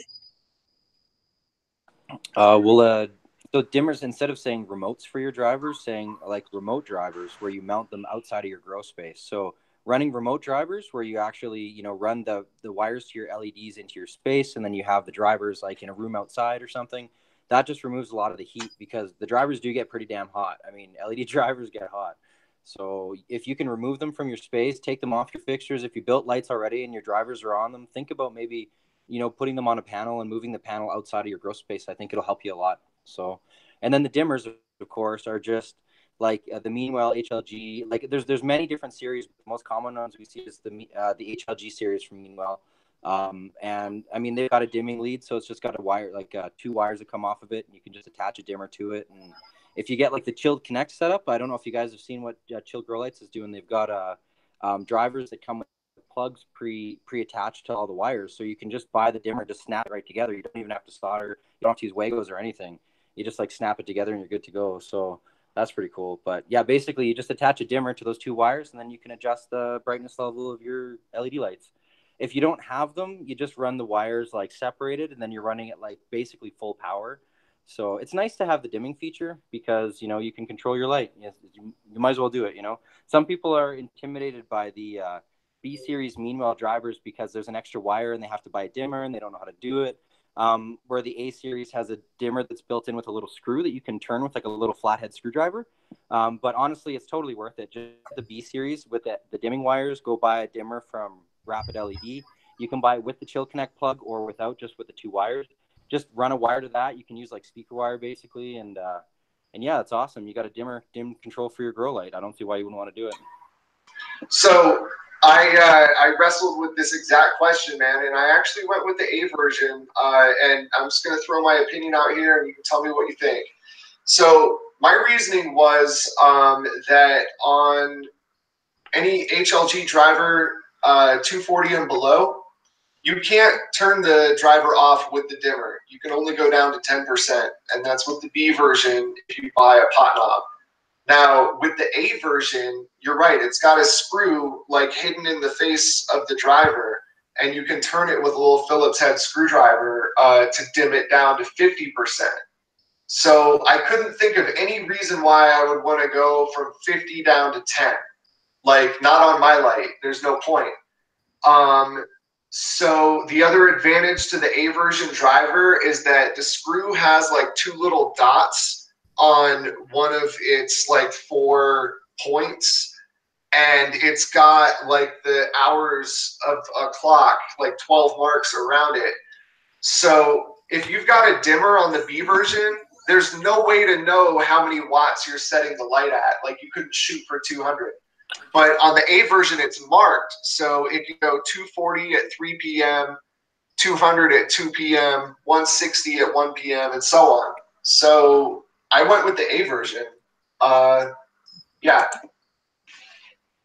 Okay. All right. Let me see my music. Well, hey, I mean I didn't know that stuff, and that's pretty cool. And you know, you've also got a package too. Yours is like a single hanging fixture, and maybe that makes more sense to do that. You know, like there's no, you know, there's no hard set to say. I just what I was talking about. I was thinking about more like having all your drivers like tucked away somewhere, and then I mean, if you're running like 6 or 12 or 20 drivers, you can sort of tuck them all away, and you can have all your dimmers come out to like a more accessible common space. That's what I was thinking. So it's just sort of like a different form factor idea.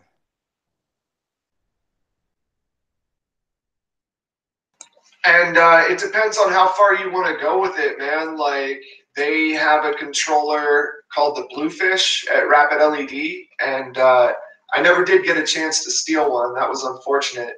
But it's badass, man. It has its own web app and like 16 channels of control, and you can do whatever the fuck, man. Like, you can hook up a webcam to it and check your garden on your phone. It's like a $200 controller for, I guess, aquarium, like saltwater aquarium type stuff, but works great for growing weed too.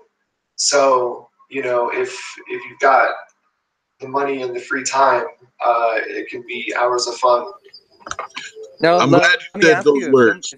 I'm glad you said those words, money, because I think that's, out of all of this, even a DIY, out of everything, I think that's what scares people the most about LEDs. The technology has gotten better, and they're not fairly new, but you know what I'm saying? The technology, with it evolving as fast as it did, everything is new, fresh, but it's a little bit, it's more costly to run, not to run, but it's more costly to buy, to start up on LEDs than it is for someone to get a metal halide, ceramic metal halide, HPS. And I think that's what scares people in the beginning, is dropping them big bucks in the beginning. But as you stated, it should take a year before you see when you should start seeing your return from that. And if that's what you said, right, Black Cell? Yes, if you compare like 600 watts, let's say, of DIY LEDs, the cost of that over 1,000-watt HPS, so they'll both do the same job over a 4x4. It's going to take you a year in electricity and HVAC to make that money back, and bulbs as well. So yeah, you got to think a year ahead. Or also, man, like I said, dude, like just integrate. It doesn't have to be one or the other. Work in the LEDs slowly, and when you've got like that increased quality, and your temps are nice and cool, and your electricity bill is low, like you'll be glad that you made the investment. But I know they're expensive, man. I tried to work on that. I couldn't beat DIY prices. I could match them though. You're giving up like 0.1 or 0.2 micromoles per joule, but you're getting a completed fixture at a DIY price. Yeah, because I was looking at I showcase, I do got Photon's lights in my tent, but I haven't talked to Photon in a minute. I'm gonna try to get back in touch with him. But he fell off, man. Great guy. Yeah, he is. No, Photon's my homie, man. That's my homie right there. And but I have his name is Tyler from Sungrown LED. I have his 200-watt board, and his prices for his 200-watt board and his spec sheet, if I'm not mistaken, I'll have to get his spec sheet one day and have it drawn up. But his spec sheet for his 200-watt is about the same. No, I should take that back. For his 400-watt board setup, his spec sheet is about the same as HOG's 550, but the cost is almost half. So I was trying to figure out how could his cost, and sorry about the train in the background, man. I like to do my shows outside, at least till that snow falls. But I'm trying to figure out how could the cost be. That's why I'm like doing these lighting shows, so I can really start to understand the costing, the setups, the different things, because his 400-watt setup, his spec sheet shows about the same as what HOG's 550 spec sheet shows, and his cost is pretty much half of what HOG wants. Now, as far as you know, a spec sheet can say whatever it wants. But as far as I've seen some wacky shit on spec sheets. Man. Right, that's what I'm saying. A spec sheet can say what it wants, but so I'm waiting to see Sometimes. I'm waiting to see the overall product. You know what I mean? To see, okay, now we're talking. You know, I'm that type of guy. You know, I probably should have been living in Missouri because show me, you know, show me what the hell. You know what I'm saying? So, but I'm just curious about the prices. That's always been my big key about why I haven't switched over completely to like all, you know, just DIY or doing the LED setups, because I'm like, damn it, man, the amount, you know. But then when you, like you said, when you start looking at the money that you make back, or your return, or, you know, your investment, or whatever comes back to you, it kind of makes it worth it. Right. Sorry about that. Yeah. So spec sheets, man, like you got to know what to ask. Like I had to, like this had to be my like my job for a while before I really knew how to work my way through a spec sheet, man. Like, so that's kind of what the 5 questions are about. Like you cannot answer this shit with one question. Like you have to know a few different things about the light to be able to really compare it.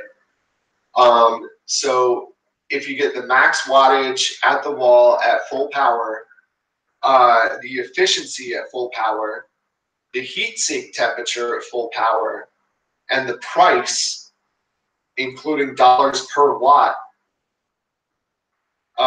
you can compare those 4 things, and you got to compare all of them, because one might be way better. The price might be half as much, but then you're like, oh shit, it's going to be way less efficient and twice as hot, you know? So you kind of got to weigh each of those factors and see which one's more important to you. But bro, I've tried as hard as I could, and I cannot simplify it more than that. Like you got to at least know like 5 things about the light.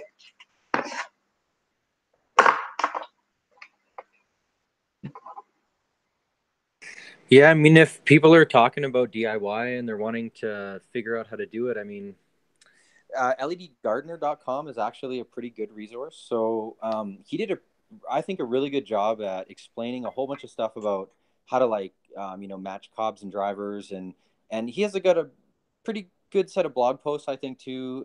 His videos, I think his videos were a really good addition to the community, because Growmouse's stuff that came out in the beginning explained a bunch of stuff, but some people, you know, told me that they found it confusing.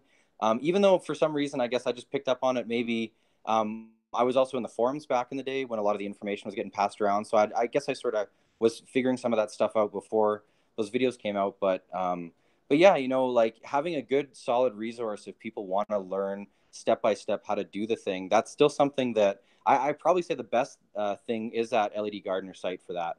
So if you got any questions, you know, you're trying to figure out how this works, that's probably a good place to start. You could learn some basics and then, you know, hit some people up online and ask more questions. But yeah, if you're going to be building them yourself, you gotta understand how to match the drivers to the LEDs. You know, and you got to make sure you hook your LEDs up right, because if you don't hook them up right, you can burn them out, or, you know, it just won't work or whatever. So you have to know what you're doing for sure. I mean, I've heard of people, you know, calling LED companies and saying this LED shit doesn't work, and they just like plugged it into like a 110 cable, like not having a clue what they were doing. So for a while, I was the guy that they called, man.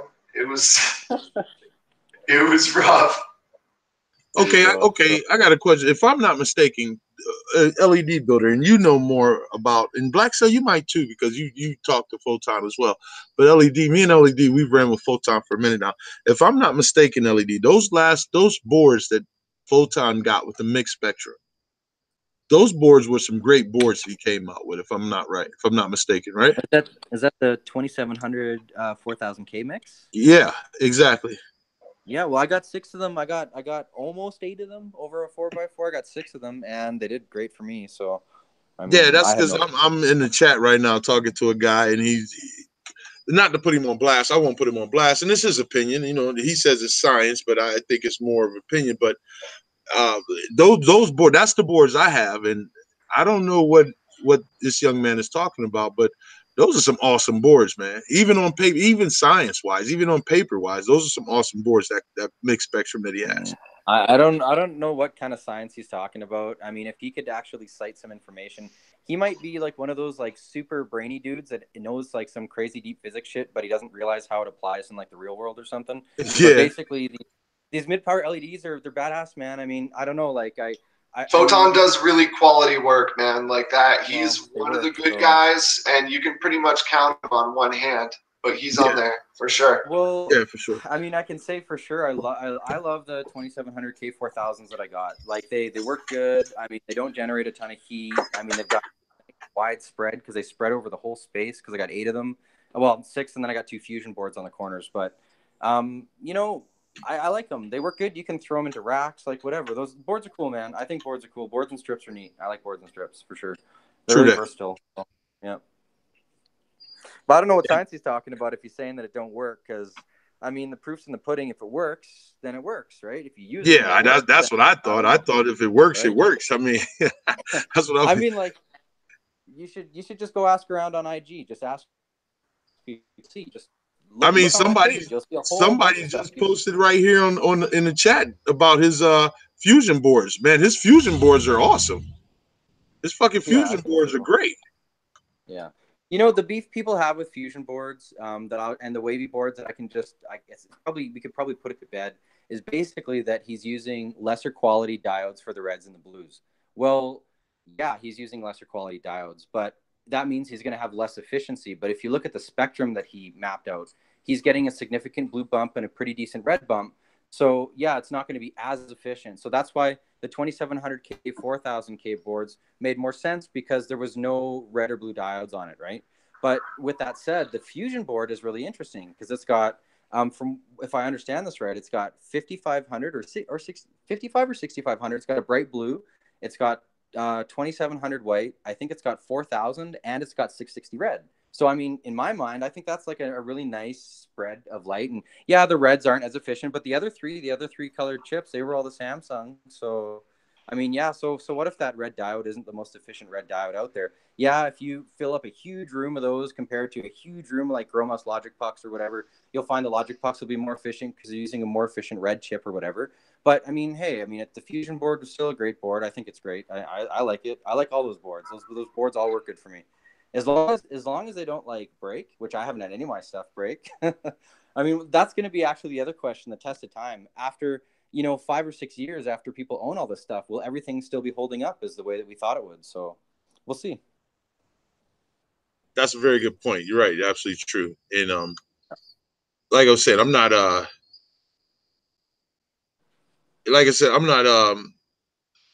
knocking what the guy is saying. I'm just saying, everybody wants to say whose board is more efficient, whose board is more.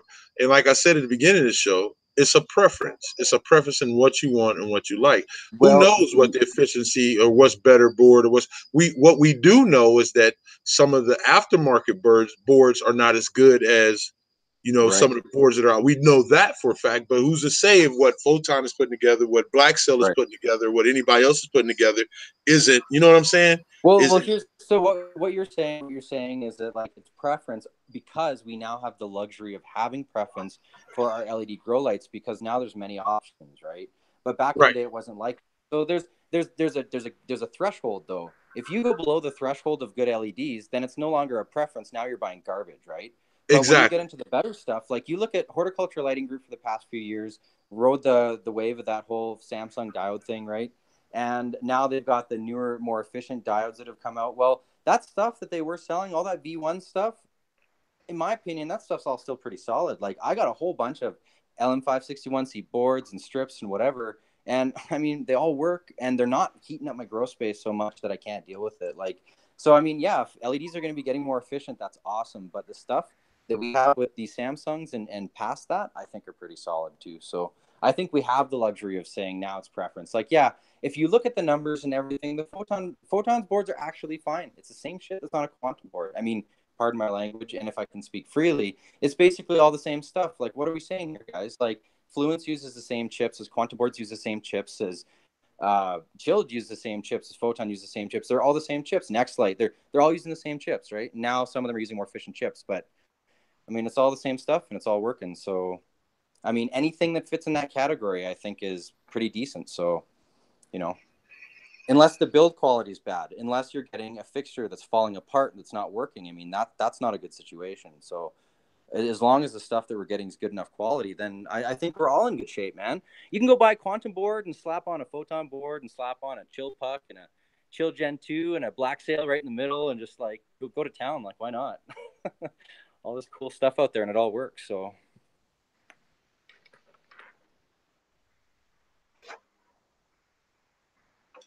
are there any other questions? Anybody like want to know anything at all about LEDs?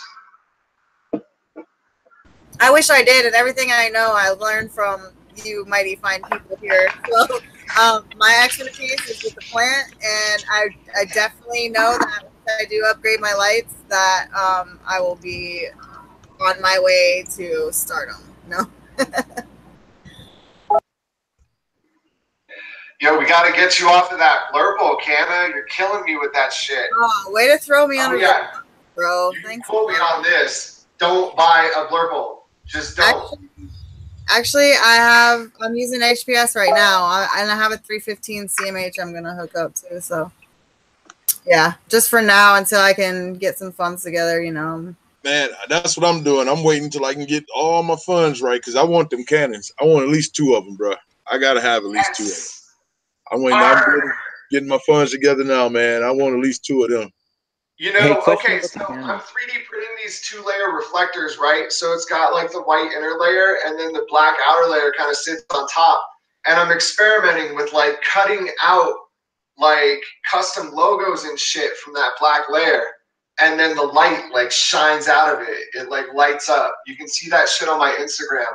And I can't quite with the 3D fucking printers, man. I can't get the edges like clean enough to really like send them to people just yet. But I'm working on it, and Buffalo, man, like I will fucking make one for you, like definitely. hey, speaking of custom grow light stuff, there, if somebody wanted to get your black sail lights with remote dimmers, would you do that for them?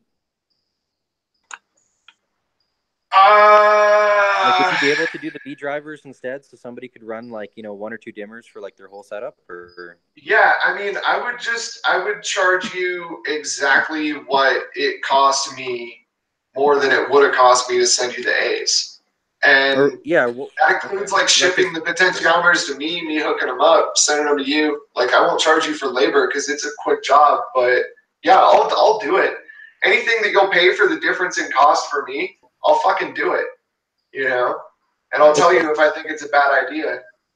Hey, Quality did have a question, and this will be for you guys. Quality wants to know, what light do you recommend to swap out a 1,000-watt HPS for a 5x5 footprint?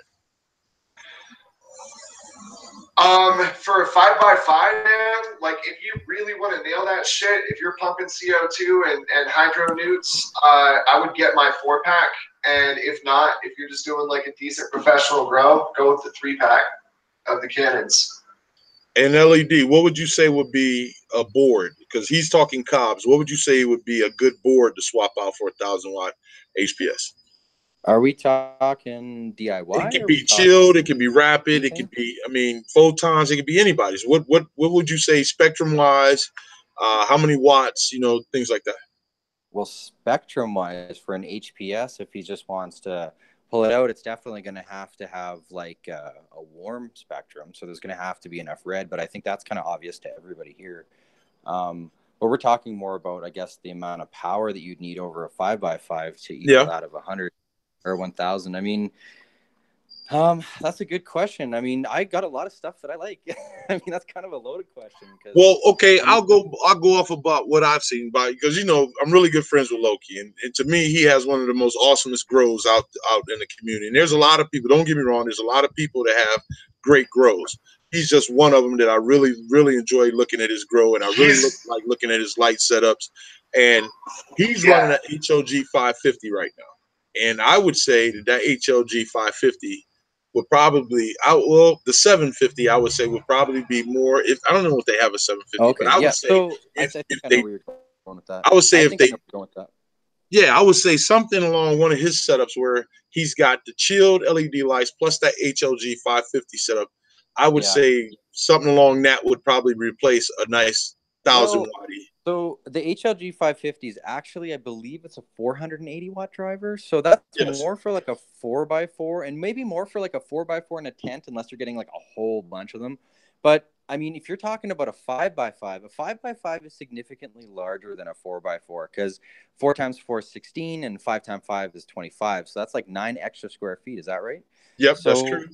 So you want to, you definitely, if you're aiming for like how much power you want over a square foot. So let's do the math. So let's say if we're just aiming at 600 as like an arbitrary number, because that seems to be a pretty consistent, like 6 cobs, 100 watts each, 600 watts, you know, 8 boards, whatever, around 600 watts, 580 watts or something. So excuse me a second, but well, I want to do this.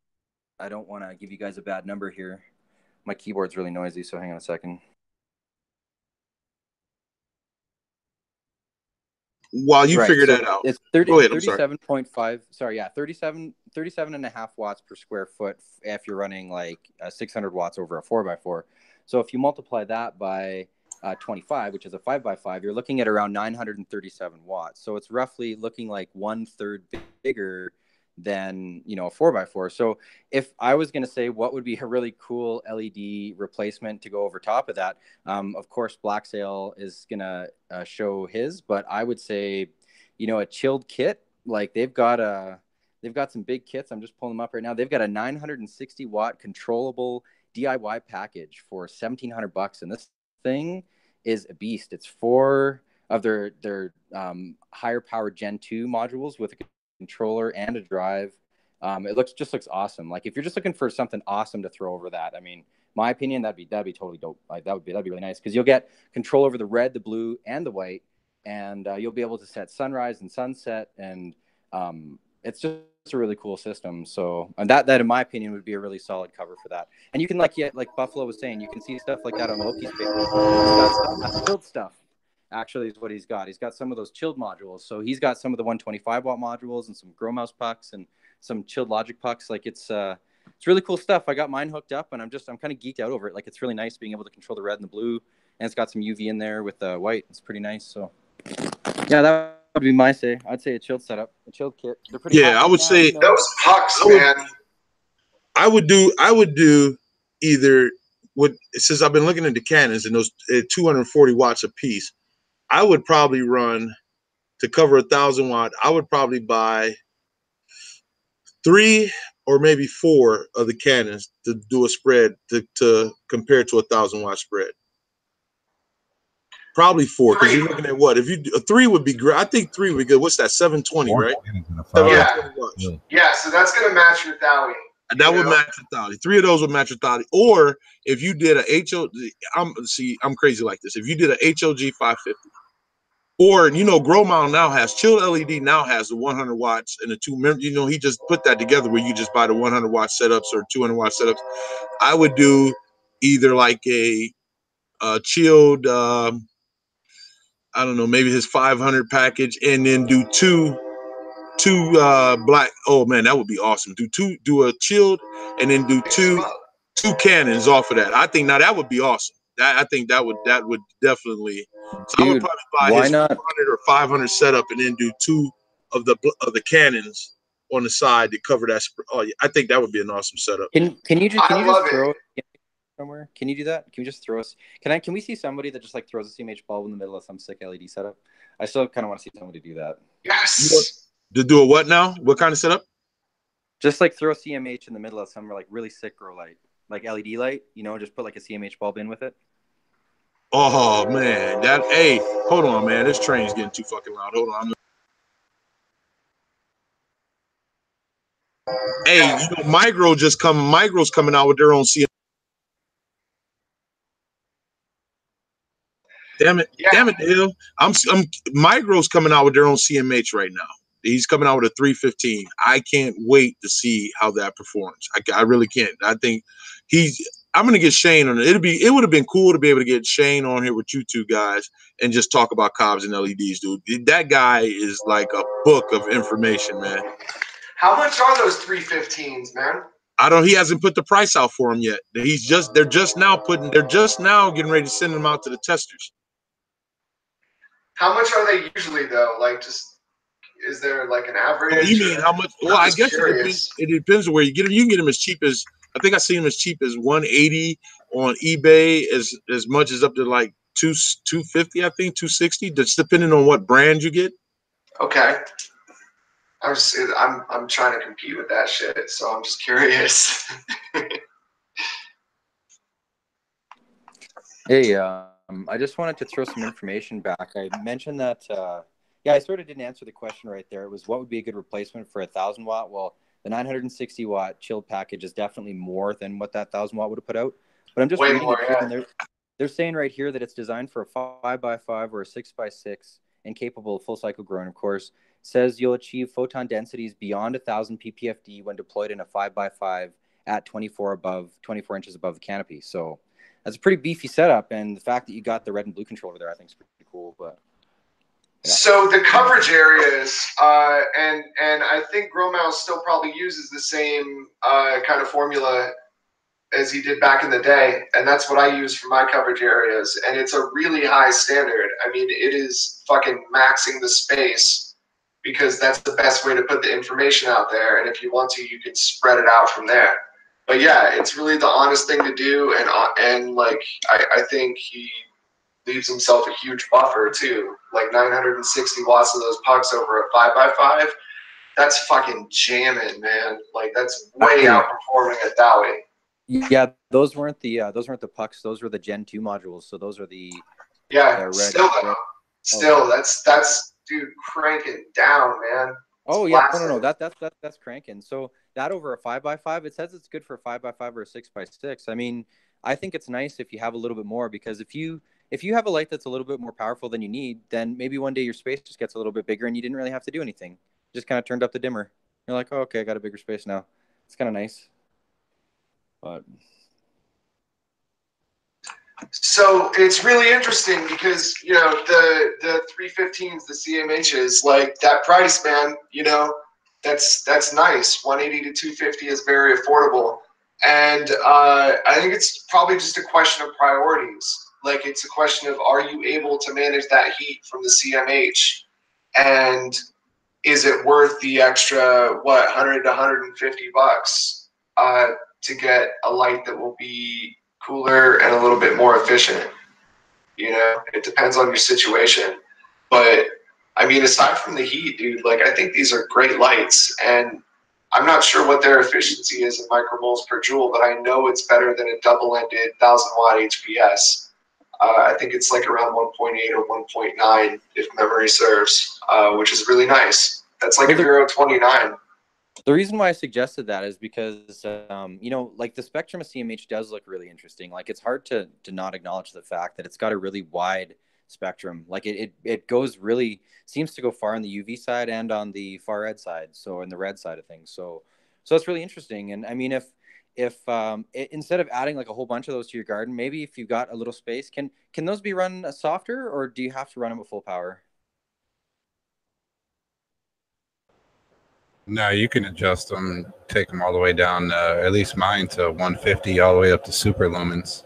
There you go. So, I mean, you could do something like you could run them like lower during certain cycles of the parts of the cycle with supplemental LEDs. Like, that seems like a pretty cool idea. I mean, because all we're really trying to do is deliver the best quality spectrum to our plants, right? But we're trying to combat things like heat and, you know, like cost and all that kind of stuff. So there's some LEDs that are pretty cheap. Like, you can get some white LEDs that are fairly cheap. So you could supplement those to CMH, and you kind of get maybe the best of both worlds. I don't know. Yeah, I did a side-by-side CMH and 1,000 watt blurple just to see the difference, and the same plants. I was actually making seeds, and the same plants under the different lights. The trichome production was just not even, it wasn't even comparable to the CMH. They were bulkier, like, but the comparison was just crazy. The tastes, I mean, it just speaks for itself. LEDs are, I don't know, I guess they're less harmful to the trichomes, maybe, unscientifically speaking. Oh, you're saying you got better out of the LEDs, the blur pulse? Yeah. Most You definitely. will get sick quality with blurples. There's just no way to make them as efficient as full spectrum. Yeah, like I wasn't pulling. I mean, I had 1,000 watts. I was only pulling like, I don't know, like 400 or something. Like it was ridiculous. Well, then it's 100, something like it's that. it's not actually a 1,000 watt. Then it's a 400 watt light that they tell you is 1,000 Right. watt, right? Right. Exactly. Yeah. Right. But you're saying, so wait, are you saying you're your trichomes were way better under the blurple? Oh yeah, I have picture proof. Wow.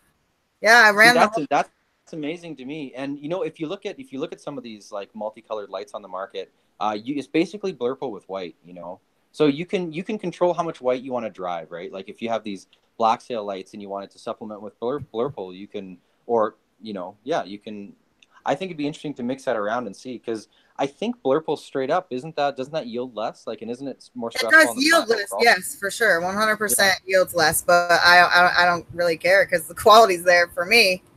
I mean, yeah, but I mean, if you could increase yield and quality by adding a little bit. Oh yeah, I mean the mixed spectrum. If I could get them to mix together, but they were basically, it was a side by side. You know what I mean? Like yeah, if well, why don't you you know, you got one of those black sails yet, or are you gonna throw one of those? I was just considering. Yeah, I was just, because I'm right around that 5x5 area, so I was like, yep, and I'm pumping the CO2 and I'm feeding heavy ppm. So yeah, that was basically my scenario. I actually I don't know. I'm toying with the idea. Yeah.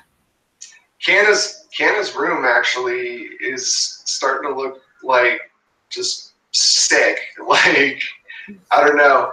You've just been stepping it up lately, and I just wanted to say great job, because it looks professional as fuck up in there, man. Like, you're really crushing it. Oh yeah, she's most definitely crushing it, man. She's killing it. I'm telling you, bro. And just to talk about the blurple, why do you think Gromile went to that chilled LED light that he's got, the one that Loki has, that one? That's blurple. I think he even did a segment, because and don't quote me, I could be wrong, but I'm just recollecting off of hearing him talk before. His mind got changed about the blurple, because LED. I agree with Canna. When I ran my Boss LED, when I first got it, my trichome production was a hell of a lot better than what any of my LED boards I have in there right now. The thing is, I think what affects it way better is just the heat. The heat is what does it. You know what I mean? Like any heat is going to affect the trichomes, because they're. Yeah, my blurple was, I mean, I loved my Boss LED when I first got it out. I didn't think there was any light out there that could, well, I shouldn't say any light, but I was sold on blurple because the trichome production. No, I didn't have as big a yield as I have with the diodes, with the boards that I'm running now, but my quality was by far, nothing could touch the quality. That's my personal opinion. I just felt nothing could touch my. And I think running both is where it's at. I honestly do. And I think Gromile, that's the reason why Gromile decided to go to that one light where he has, and that's a blurple light as well, if I'm not mistaken. So basically, like supplementing 660 and 730 red, and also 390 to 400 UVA. Like, that's what I do. And you know, that's blurple. Like, you've got your red lights and your blue lights. But it's more like condiments, and like the full spectrum whites are like your meat and potatoes, you know? So you really want those heavy spikes in red and blue, and for some reason, I don't fucking know, but it really highly increases the quality. It's worth it. But just for the bulk, like the just bulk photons that you need and the light density that you need, it's just a lot. It's a lot cooler and a lot more efficient to do the bulk of that work with full spectrum. And by mixing different color temperatures, like 3K90 and 3500K80, you can really get a lot of control over where those red and blue peaks exactly are at. So it's just. It's just the best way to do it. But having said that, like, the quality under blurples is absolutely insane. Can you just a little bit why reds and blues are important as like a spectrum, and then also what the spectrums are for you? Okay. I would say 3500K 80 CRI is just a really good full cycle single spectrum. That's what I use in the Canon. Soon, I hope to offer a more flowering focused light, and in that case, I would say 3K90. You can go lower in kelvins than 3000, but if you look at the spectral output graph, you are not pushing any farther out into those reds, and your blues are just getting less and less. You're losing efficiency. So 3K90 is, I think, where it's at as far as covering far red. So yeah, mix those two together. Throw in some 5Ks, like if you want that intense blue, you know, for finishing and shit, or for vegging a really stretchy sativa. And you know, mix them together in different proportions. What was the question? I'm sorry. Well, I was gonna say, and Spectrum? then what Yeah. are the and what are the benefits of UVs also with the spectrums? So this is a really cool story, man. Like, they think part of the reason why cannabis evolved THC was to protect itself from UV, and it was in the Himalayas, and India's crashing into Asia, so they're getting taller and taller every year, and as you get higher up, there's more UV, and that's where cannabis evolved THC, and it captures UV light. So if you hit it with more UV, you get more THC. And like UVB is what really triggers that response, but it also fries the fuck out of your plants, man. In like 15 minutes, you know, you turn it off and you get dank weed, and then you turn your back for an extra 10 minutes and your plants are just burned to shit, man. Like you put them in the microwave or something, they're fucked. So UVA is just like a gentler, less scary way to try to provoke that response. And it doesn't work quite as well as UVB, but it does work. And it's safe. You can run them all.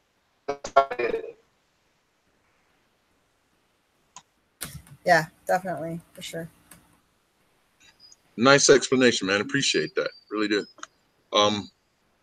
Yeah, I'm just don't mind me. You guys can keep talking. I'm just in the chat, you know, kicking it with the guys in the chat. There's a lot. Hey, by the way, if you guys don't mind, let's try to match them thumbs up. If we still got 51 watching and you haven't hit the thumbs up, we would greatly appreciate if you hit that thumbs up.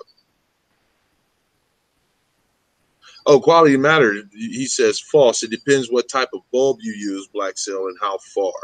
I don't know what he means by that, but okay. The He agreed with me.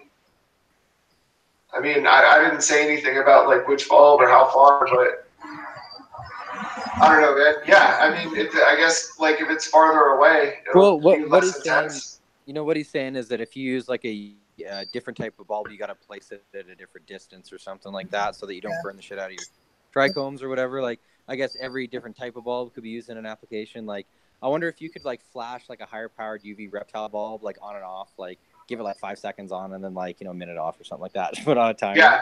I don't know. But dude, if it's UVB, that would burn out the bulb pretty quick. Yeah. Right? It's like a fluorescent like that, but. I guess you could keep it farther away. I don't know, man. I haven't seen a lot of people. Oh, he says like UVB bulb like 10 feet up. he said that UVB will fry your plants at 15 minutes. I think he disagreed with you about that, but I kind of agree with you because you're not the only one that I've heard talk about UV bulbs frying their plants, man. You're not the only one I've heard. MedGrower, I think I even said on our last show that MedGrower, one of his IG videos, he said that he had, or was his YouTube video, he said that that's the reason why he changed his back out because it fried the hell out of his plants. I don't know if 15 minutes, but it definitely fried the hell out of them. No, UVB is some heavy shit, man. And like, I don't know. I don't know.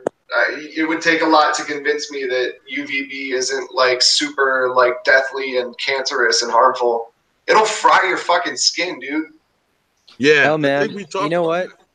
We were talking about one of my buddies that was running UVB in his garden, and I was like, man, you got to remember to turn that shit off when you walk through that door because, like, I mean, you don't want to be exposing yourself to that stuff. I don't honestly. We were even like, it's a real concern. Like we were trying to figure out how could you not forget to turn it off before you go walk in your garden and like hurt your eyes or something because that shit's not good for you, right? So, you know.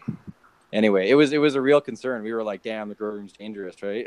We're running like all these like dangerous ultraviolet rays, but So there's a UVB bulb that I really want to try out, man, and it's weird. It's 311 nanometers, which is like exactly the absorption peak for THC to absorb UV light. So they made it, Philips or some company like made it for like skin conditions, and it just happened to like line up with THC. So I don't know. I really want to get one of those and try it out, but you know, you do really have to be careful, man. UVB is no joke. Yeah. Hey, and sorry. Yeah, I just to go back a little bit on when you said about the light that you were going to do. Yeah, man. Shit, man. You make it. I'll use it definitely because the Frosted Den always needs some lights, bro. Trust me. So you make it, and I'm gonna use it. That's no doubt, man. No doubt at all. I believe we've asked about just about all the questions that we wanted to really talk about on the show today, as far as that my very good co-worker over there did for me, put together this fine list. I appreciate it. And I think we pretty much talked about a lot. I mean, we didn't talk about pricing, but I think we talked about it enough to where people get the point that, yeah, you pay for what you grow. And you know who taught me this? Me and LED Builder. I remember when I first met LED Builder. I think I frustrated him when we first met because I'm a miser when it comes to spending fucking money, dude. I'm a freaking miser, man. And we were talking about, you know, why should I pay this much for this light when I get the same job done with this light and this, that, and the third? But he really opened my eyes. I think he's the only one that I've talked to. And I've talked to Loki. Loki's busted my chops many a times about it. But I think he opened my eyes that day that we were talking about. You get what you pay for. That's the bottom line. It's no matter what you buy, you get what you pay for. And it's very true in this. And when you start talking about lightings, I mean, I could grow with CFLs. I mean, shit, I've grown with CFLs before, you know what I'm saying? And did pretty nice, but not as nice as I'm doing now, you know, with the different lights I have now, you know what I mean? So you definitely do get what you pay for. You got to watch out, though, because hydro stores still sell Mars Hydro, and they charge you a lot of money, and it's terrible. Hell yeah, they do, bro. Hell yeah, they do. Dollars per watt, man. I mean, it's not the only thing you got to ask, but it should be like one of the first things you ask. And just get used to comparing that shit and knowing what's a good number and what's a bad number. Just for a frame of reference, a single Canon is $1.45 per watt. And that's actual draw at full power. So just start checking that figure, man, like right off the bat. And if it's like $3 or $4, like walk away, fucking walk away. Don't listen to a word of it. Oh, Sparkslot put a link in the chat for, and I'm taking a look at it now, for Maximum Yield about UV, and he's showing jacked up cannabis, UV light, and other trichome enhancers. So if anybody's in the chat, that might be some good read if you want to click on that link. Jacking up, I'll just read a little bit of it. Jacking up your plant's potency can increase their medical properties and marketability, while genetics play a part in the ability to ramp up cannabinoid levels. And then it just goes on talking about how cannabis growers are, no, I do not want to sign up for a free email. No, cannabis growers are always on the lookout for products or techniques. It's a good read. I think, you know, if you want to know more about UV a little bit, you know, check this right here. It seems like it'd be a good read. So yeah, that's one thing. Thanks, Mr. Sparkle. I appreciate you putting that link in the chat, man. So I have not done like the actual research to know for sure. I've not done the side-by-sides with UVA. But I do know that it will not burn your plants, man. Like, I ran, I think it was, like 20 watts of UVA over a 4x4, and I just had it on the entire time my lights were on. And it didn't burn anything. I just don't know if it works. Like, I don't know if it made a difference, but I know it didn't kill my plants at least, so. Right.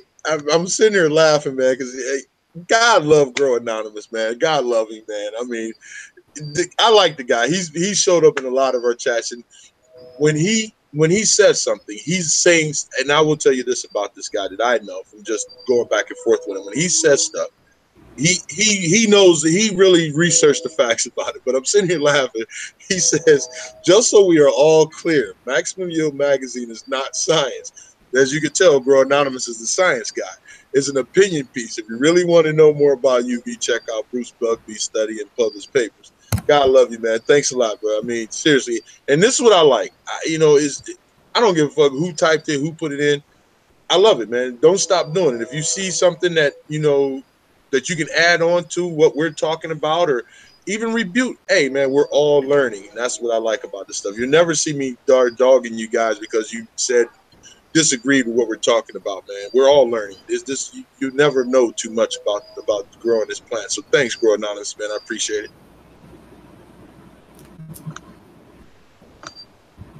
Yeah, man, but it's been a great show, man. Hey, I really appreciate you guys. LED Builder, man. Appreciate you hanging out with me, still rolling with the Trichome Chaser buddy of yours, man. I appreciate it. Black Cell, man, dude, hey, man, that cannon, I got to get me 2 of them, bro. I got it. I'm sitting there looking at this, and I'm like, I can just imagine having that big son bitch in my tent, man, and yeah, taking pictures. Yeah, I got to get a couple, so I'm going to be saving up for that. It's so bright, dude. It's so fucking bright. I've always said I wanted, when people ask me what would I really want to, what lights would I've always said I want a combination of boards and cobs. I've always wanted that combination of boards and cobs. That's what I've always wanted. So yeah, man, definitely gonna be saving up to get a couple of them lights of yours, man. I appreciate you guys being on the show. Yeah, I appreciate you having me, man. It's been a lot of fun. As soon as I hopped on, I was like, holy shit, like, excellent panel. And LED Builder, thank you so much for sharing all this knowledge, man. It's really huge. Yes. Well, I hope, y'all know I love you. Yes. Thank you both for coming on and educating us, basic bitches out here who don't know anything about writing. But yeah, it's something I'm definitely interested in because it's pretty much the only thing I'm missing now. So I'm definitely in it deep now. Can't wait to get me some. Definitely try me some Canon for sure. Yeah, definitely appreciate it, man. Definitely appreciate it. And let's see. Anybody got else? Is anybody else you want to say or questions you want to ask these guys before we call it a night? Abolish, man. Thanks for being on the panel again, dude. I know we were kind of talking about lights and really didn't give you a chance to talk a lot about it, but man, I really do appreciate the support and you being on the show, man. Oh yeah, I enjoyed being on here, man. I look forward to it. I enjoyed the knowledge bounce from our lighting nerds here. I mean, I run a tent city and I have a different type of lighting in every single one of them, and I really don't know even half as much as these guys know about lighting. I love hearing more, and I can't wait until I can upgrade and do boards and all that stuff and really get nerdy with them. Abolish, man, you're doing really good work, by the way. I keep an eye on your feed, man. He is. Yes, he is. It's looking good. It's looking pretty chunky in there, man. Pretty fertile. Yeah, that abolished OG. That look, yeah. And Canna, you're not getting off the hook. You ain't getting off the hook. Hey, LED, Canna is what we needed, bro. When we were doing the show before, she's what we needed, man. I'm gonna be honest with you, dude. She's what we needed, man, as far as helping with the show and getting things ready. And she texts me and tells me, hey, what about this? And I got in touch with these. She's what we needed when we were doing the Trichome Chaser shows before, bro. Really honest. So, Canna, man, hats off to you and shout out to you for all your help and support. I really appreciate it. Thank you. I honestly enjoy it. It's something that I can take pride in. Yeah, I just love it. It's awesome. Actually, I do have something. I have an announcement. Today we open registration for the new grow off we're doing. It's an auto grow off, and it's the purple micro dot. The breeder is Morningstar Seed Company, and we're going to start on November 1st is the cutoff for registration. So head over to Canna Queen Genetics Company or Morningstar and get registered because you're not going to want to miss it. We have really great sponsors: Love Tree Nutrients, Stink Water, We got some fish at Mantis Genetics. We have a great team organizing it, and it's just really awesome to work with people who have the same passion and the same drive as you. So I've loved working on the show and getting all the people. I'm great at facilitating, so I guess this is what I was meant to do. But anyway, you guys are all awesome. The show was great, and thanks for having me. Yep, I'm glad you're great at it, man, because I definitely would. Hey, I ain't gonna lie, you're big help, really big help. I appreciate you. And let's see, we got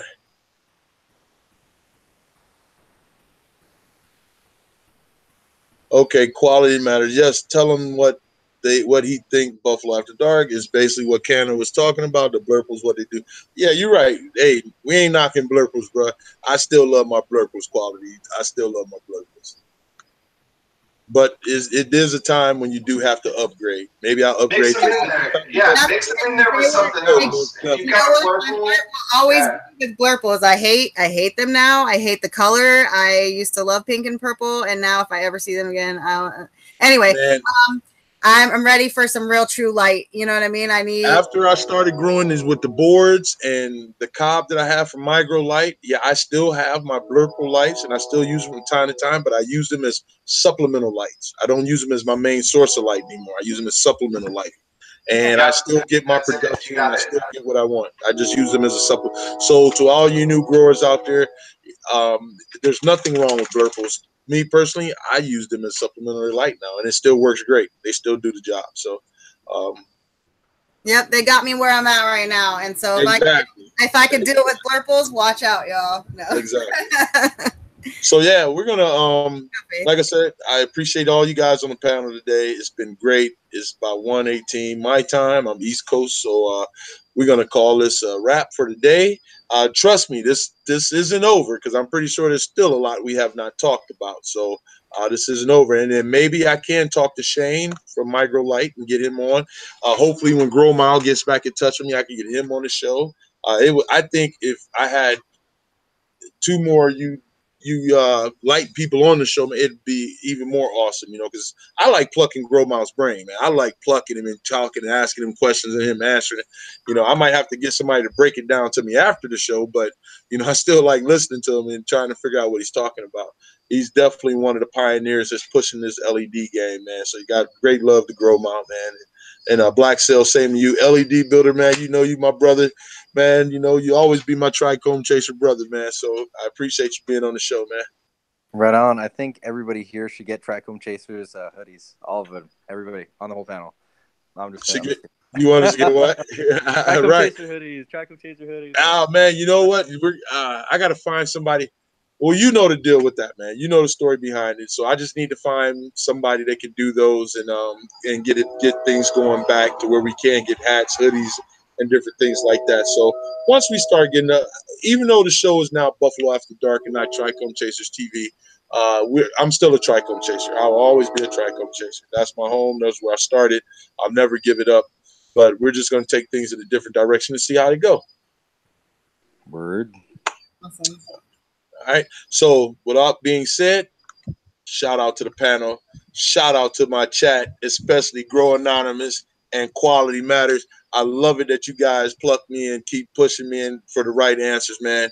Keep coming back, man. You guys chat, even though I got a wonderful panel, you chat is what makes the show, man. I really appreciate you guys. So we're going to be signing off. Stay tuned for an update on the next upcoming shows. I believe we're still doing the tribute, well, not tribute, but we're going to do a show for women growers, and my wonderful Canna, she's going to take care of that for me, and then we'll get that together. And also for all you organic growers, I'm going to be getting in touch with Josh Steesland and my man Nuevo Purple that was just in the chat. Get in touch with, hopefully I can get Soil Biota to be on the show. And 710 Canuck, I got people in the group right now that are organic and things like that. We're gonna have one hell of an organic show. So stay tuned. I'm gonna have to go change my pants right now with all of that drop. Get that rest of that interview and hell yeah, man, it's gonna be great. So I'm gonna try to line that up. So stay tuned. Stay tuned. Hey, everybody has Josh to finish his book. Right, man. Yo, man, Josh got me drinking that kombucha, man. I never tried it till after I was with Josh talking to him. man. He is fucking awesome. I love Josh Steesler, man. I love that guy to death. Yeah. Oregon Bud, man. I know there's some people that don't like him, but that's my brother from another mother, man. I always will rock Oregon Bud, man. He's a nice organic grower. Man, Somebody to I talk was just about that. I was just reading some of his memes just right as you said that. His memes are hilarious. Hey, actually, I gotta actually give him a shout out. He totally helped me out. I had a lockout my plants; they were all looking like crap. He told me to. I was in cocoa. He said I should take 1 full week of flush with enzymes, and then 1 week of half strength, and another week of full strength, and did the trick. They just bounced back perfectly. So I'm thanks, telling you, man. man. I'm Thanks, telling man. you, bro. People can talk about him all they want, man, but when you really need him, if you ask him a question, dude will give you his. He will. You know what I'm saying? He'll help anybody, man. Good Anybody. old I love that dependable guy. Oregon Bud man. Love that guy, man. They're Love that helping the guy. seed community. Yep. Yep. So No, it was stay really nice of him tuned, to help me chat. out. Totally helped me. So Buffalo. Oh, also, I got to can him, and I don't mind talking to you right now. I want to do a concentrate show, so we need to start contacting people that do extracts and different things like that. And I want to do an edible show, so when Star Delta's back up to health, we can get her on the show, and anybody else to do edibles. We're gonna make this the type of show that you can come and chill and learn a bunch of shit from, man. Yeah, That's we'll what I get want. recipes, and yeah, that'll be Yep, awesome for that'd sure. be awesome. Yeah. So, shout All out right, to everybody. Thank you for stopping by the Buffalo After Dark show, and stay tuned for up and coming shows. We're signing off.